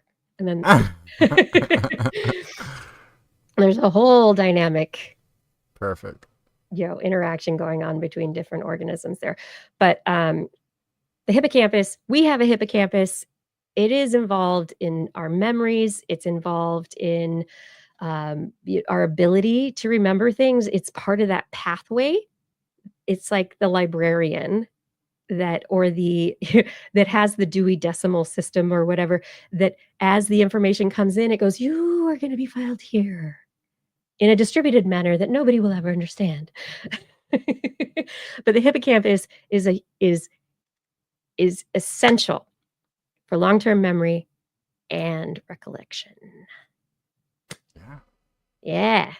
The bigger your hippocampus, I don't know, maybe the more you remember. I don't know. But are we ready? Have we done it? But that's if the brain is purely structural. See, it's like. But there's that is a structural part. I'm not discounting the rhythms of the brain that are related to the electrical signals that happen throughout the day, throughout how the networks, how they stay connected. I'm not discounting little actions that take place electrochemically at like the synapses. I'm not discounting the glial cells that are also part of sending and controlling how neurons respond to things in different moments. And I am not discounting either the potential magnetic, like electromagnetic forces because of the electrical signals that are be carrying down and the interactions between those and individual tiny neurons and the other ones around them. There is so much. And sure, quantum might be there. We found quantum in pigeon eyes, like quantum detection for navigation in pigeons. I'm going to say yes, and there's so much we don't know. We know little teeny tiny pieces of it, and there's this little piece and that piece and this NMDA receptors, AMPA receptors. Oh, the glutamate receptors, all the things. Glia, neurons, dendritic cells, macrophages. There's so much. We know nothing. We know nothing. We have so many questions. At least I do. You ready? Did we do it? Was that another episode of This Week in Science, episode 1021? My goodness. That went so quick. It did go so quickly. It did. And I'm shutting all these tabs right now related to all of our stories, closing it down for the night as I would just like to say to everyone out there, yeah, thank you for listening. That was it. We really hope you enjoyed the show. Mm-hmm. If you didn't, keep it to yourself. But if you did, let us know. Yeah, or let somebody else know and have them listen to the show too. Why don't you bring a friend next time? It'd be great. We'd love to see you. I have so many people to thank. Thank you, everybody who was in the chat room tonight. All of your comments were fantastic and very, very appreciated. Additionally, people who help with the show on a regular basis. Fada, thank you for helping with show notes and the social media. And Gord and Aaron Lauren, others, thank you for helping to make sure actually, everybody. Thank you for helping to make sure the conversation all the things in the chat room is always a good one, right? It's there and it's ours. By the way, if you've ever dipped into another chat room, it's not the same. Nope. We have the best chat room. The side chat conversation is better here than in any other show that I've ever scooped in on. Yeah. Maybe don't tell anybody about TWIS then, because we want to keep it like this to ourselves. I'm kidding. Please. Identity 4, thank you for recording the show. Rachel, thank you for editing the show. And of course, thank you very much to our Patreon sponsors. Ooh, I'm starting at the bottom of the list. Maybe I'll read from upside down tonight. Thank you to Tony Steele, Patrick Pecoraro, Paul D. Disney, Marjorie, Bob Calder, Kevin Parachan, Adam Mishkan, E.O. Lawn Makes, Eric Knapp, Dave Neighbor, Jason Old, Sue Doster, Craig Last, Landon, Kurt Larson, Philip Shane, Paul, Rodney Lewis, Dave Wilkinson, Rudy Garcia, John Atwood, Greg Briggs, Artyom, Christopher Dreyer, Flying Out, G. Burton Lattimore, Remy Day, Johnny Gridley, Brendan Minish, Richard Christopher Rappin, Howard Tan, Ken Hayes, Steve Leisman, aka Zima, Mark Hessenflow, Greg Riley, John McKee, Sean Clarence Lamb, John, David E. Youngblood, Brian Carrington, Jack Noodles, Kevin Reardon, Paul Ronovich, Fred S104, Andrew Swanson, Daryl Myshak, Stephen Albaran, PIG, Don Mundis, Shubru, Ellie Coffin, Jonathan Stiles, Vegard Shefstad, Chris Wozniak, John Ratnaswamy, Pierre Velazar, George Corris, Kent Northcote, Bob Coles, Richard Badge, Teresa Smith, Marie Gitz, Craig Potts, Arthur Kepler, Aaron Anathema, Alan Viola, Eden Mundell, Dana Lewis, Lauren Gifford, Robert W. Farley, and Robert Norland. It was harder to read.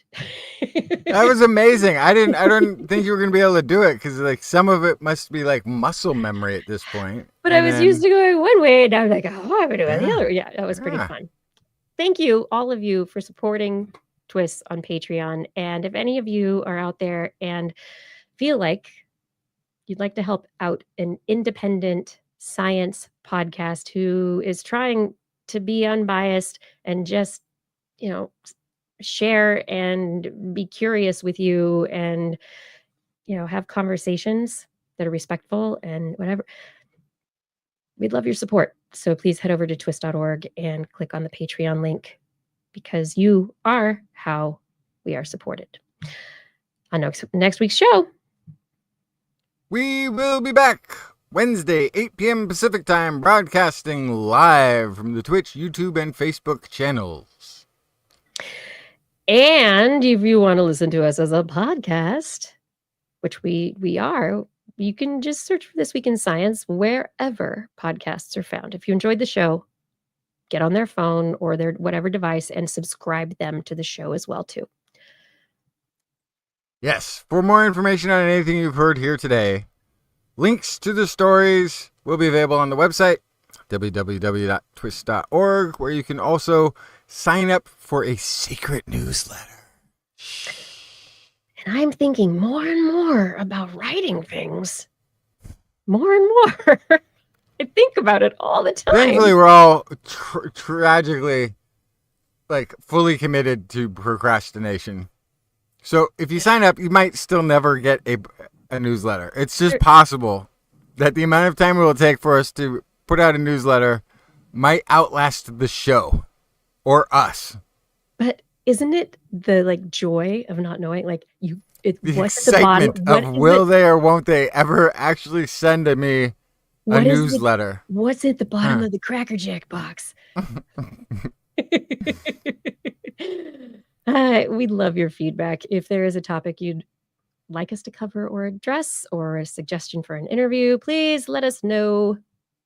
Maybe on a social media account, or send us an email.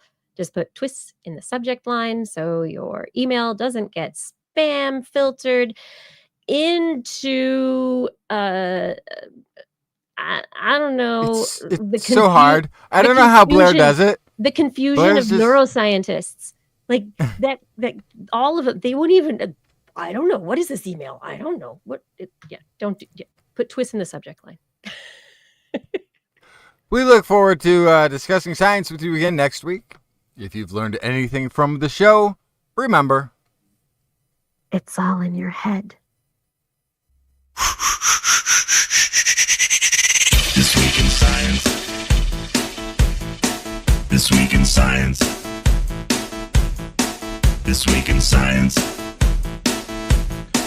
This week in science, it's the end of the world. So I'm setting up shop, got my banner unfurled. It says the scientist is in, I'm gonna sell my advice. Show them how to stop the robots with a simple device. I'll reverse global warming with a wave of my hand. And all it'll cost you is a couple of grand. 'Cause this week's science is coming your way. So everybody listen to what I say. I use the scientific method for all that it's worth. And I'll broadcast my opinion all over the earth. 'Cause it's This Week in Science. This Week in Science. This Week in Science. Science. Science. This Week in Science. This Week in Science. This Week in Science. Science. Science. Science. I've got one disclaimer. where'd my cookie go? Are you still eating cookies? Probably should stop. I gotta be at work in 6 hours. At work. Yeah, Not you get up get up early to for go to work. I gotta be there in 6 hours. Blair gets up early, and you get up early, and I don't think I sleep anymore, but that's okay. Apparently you don't need it to make it through a number of days in a row, but it's nice. That is the most frightening thing. Why do you have terrifying tiny hand with pocket knife? What is this? It's like It's one of the nice chef, like the special metal Japanese In a knives doll's hand. that's been hammered. It's very. Oh my gosh. I just came up with this. I haven't done that before. That's pretty A wild. friend gave this to me because I guess she thought I needed it. And then I have another friend who came to my house and put hands all over my house, and I continue to find them in the strangest places. Like the first time they came over, they were very tiny hands, like little ones. This time, they're a size up. There's a story. There's a story about roommates, and one of them complained about. I think they complained about a rubber ducky or something, And or it got like moved out and of the bathroom. happened? And so the roommate then started like bringing more and more rubber duckies every day, and then would like set up scenes. Like there'd be a rubber ducky wedding or a rubber ducky parade or a rubber ducky funeral, and then there was more and more rubber duckies started taking over and infiltrating the bathroom, and then they stuck a giant, like the biggest rubber ducky they could find that took up the whole bathtub and all this, and the other roommate never mentioned it. He like refused to comment on the fact that this was taking place. I was just responding, Paul Disney. Rubber ducky theme. Not to that, but It's yes, fantastic. my friends. I do have very weird and wonderful friends. They are fabulous. They are delightful weirdos. Absolutely. I take joy in delightful weirdos. Mm, Mhm. explains a lot. Doesn't it? Have you never talked to me before? Do you know who I am? Like, Do you know who I am? all right, but I gotta go. You- I gotta go. Do you have any idea? Like I'm so tired right Well, now. I I'm can thinking see- about it. I can see you now. I'm so tired, Kiki. Right now, I'm thinking about drinking a cup of coffee so I have the energy to go to sleep. Oh gosh. No. Don't do that. I understand. Yes. Take the tired Have to and go. take the tired I have to go. and put it in your bed with blankets over it. Yeah, I'm gonna just make a fresh pot of coffee, and then I'll have enough energy to like lie down. You don't do the coffee in the morning? No, I do it at night, so I have enough energy to sleep. That's how you get good sleep, Kiki. You've been doing it the other way around. What? Yeah. Once you're awake, what do you need energy for? You're already awake. It's sleeping that takes all the energy. Oh my goodness. Yeah, I gotta go. Word. You gotta go. Thank you gotta very go. much. I'm sorry that Yes. we lost Blair. We were 4 minutes over. I'll have you say. She said 10:30. She left. We anyway. were more than that. Well, because we were at the end and I let it go a little longer because Well, once she was gone, then we're like, all right, well, as long as the kids went to bed early, I guess we can stay up as late as we want. which is really not much longer. So No, it was not much longer. Mm. everybody take care I out wish- there. Melatonin is such a risk. You have to be careful with it. It sometimes works on me, and sometimes gives me this weird nervous energy that won't let me sleep. So the It question has is, like when a- do you take it? Well, you take it like an hour before bed or whatever, and then sometimes I'm asleep in like 20 minutes, and sometimes it's just now I'm like, I will fall asleep. Usually I'll fall asleep, but then wake up like an hour later and never be able to fall asleep again.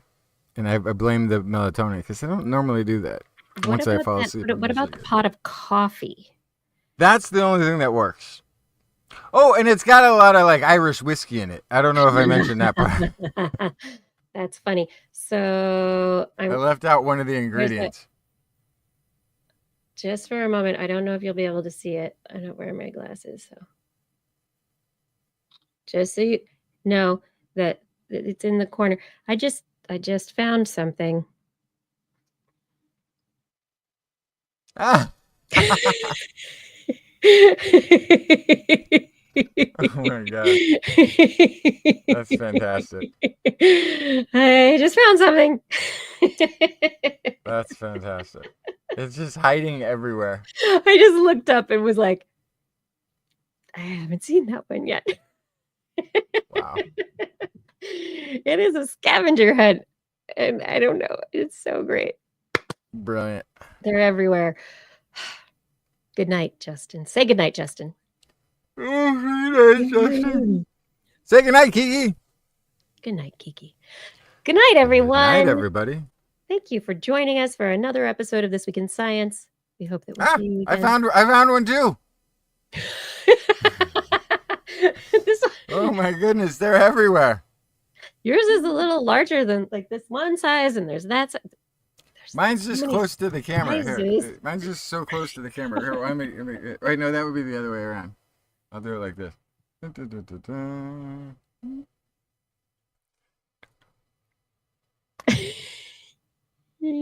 So frightening. Is that weird? Okay.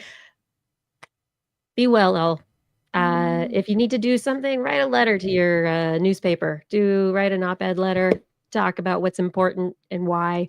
Try to talk about, the science and why. Why is it good? Why the money? Talk about what you love and the reasons for it, and talk about what you see happening and why you don't like it. Writing a letter, it's great. Or have a conversation with somebody. These little things, they work, and you can do small things or big things. But for the next few years, whatever gets you through the night, it's all right. That's where I am. Peace out. No, that's rude. What is it? It seems like Is it's peace like, out rude? peace out. I'm of a generation where I thought that was a cool thing to say at the end of peace out, everyone. Like, see yous. Like such a peace What do you out. mean? Like you're like so ego. You're like, Is it ego? I don't Peace know. And then out. you're like insulting what the Brits, or is it the French with the two fingers? Oh no, that's backwards. Yeah, they do it just backwards. I know. But everyone, Peace is still cool. Thank you, Pepsi Cola. Thank you. Peace is not out. peace Or is peace good. out is not out. That's still a cool thing. I would like to order a piece Can I tell you something? of In peace out. the modern day vernacular, Mhm. I'm cooked. In the old days, it was you were toast or you're burnt out or you're fried. But somehow being tired always means that something has been cooked, which is what I am. Stick a fork in it. Fried, Uh, toast, burnt, Sleep well. cooked, Have a great day. torched. Do the things that keep you going, that make you smile. Enjoy the little things, the big things. Sometimes get annoyed. Whatever. It's all right. Be safe. Stay healthy. Always be curious. Win And the lottery. Win the lottery while you're at it. that would be the last part. Be lucky. And I kind Find of one of those genie lamps. But really, really think about the wishes before you say anything. Yeah. Some of them I'm saying, only like, give one. good Some lucky of them no. only give one. Mhm. It's not always the three. That's a lie. They don't always have three wishes that they're going to give you. Hmm. And whatever you do, never free them. I know you're like, oh, but I really want to be the one who finally. No, it just ends badly. You never free a genie. There's a reason they're in there. Don't feed the genies. I'm No. a genie in a bottle. Who was that? Brittany? I don't know. It's time for us to go. We already said goodnight. We're already starting to sing songs we don't know the lyrics to, Kiki. That's how Right. tired we are. From We a have long to go. time ago. Oh my God. I appreciate you all. I hope that you'll be back. Be well. Again, be lucky. Bye. And it always takes one more second Bussin'. after I say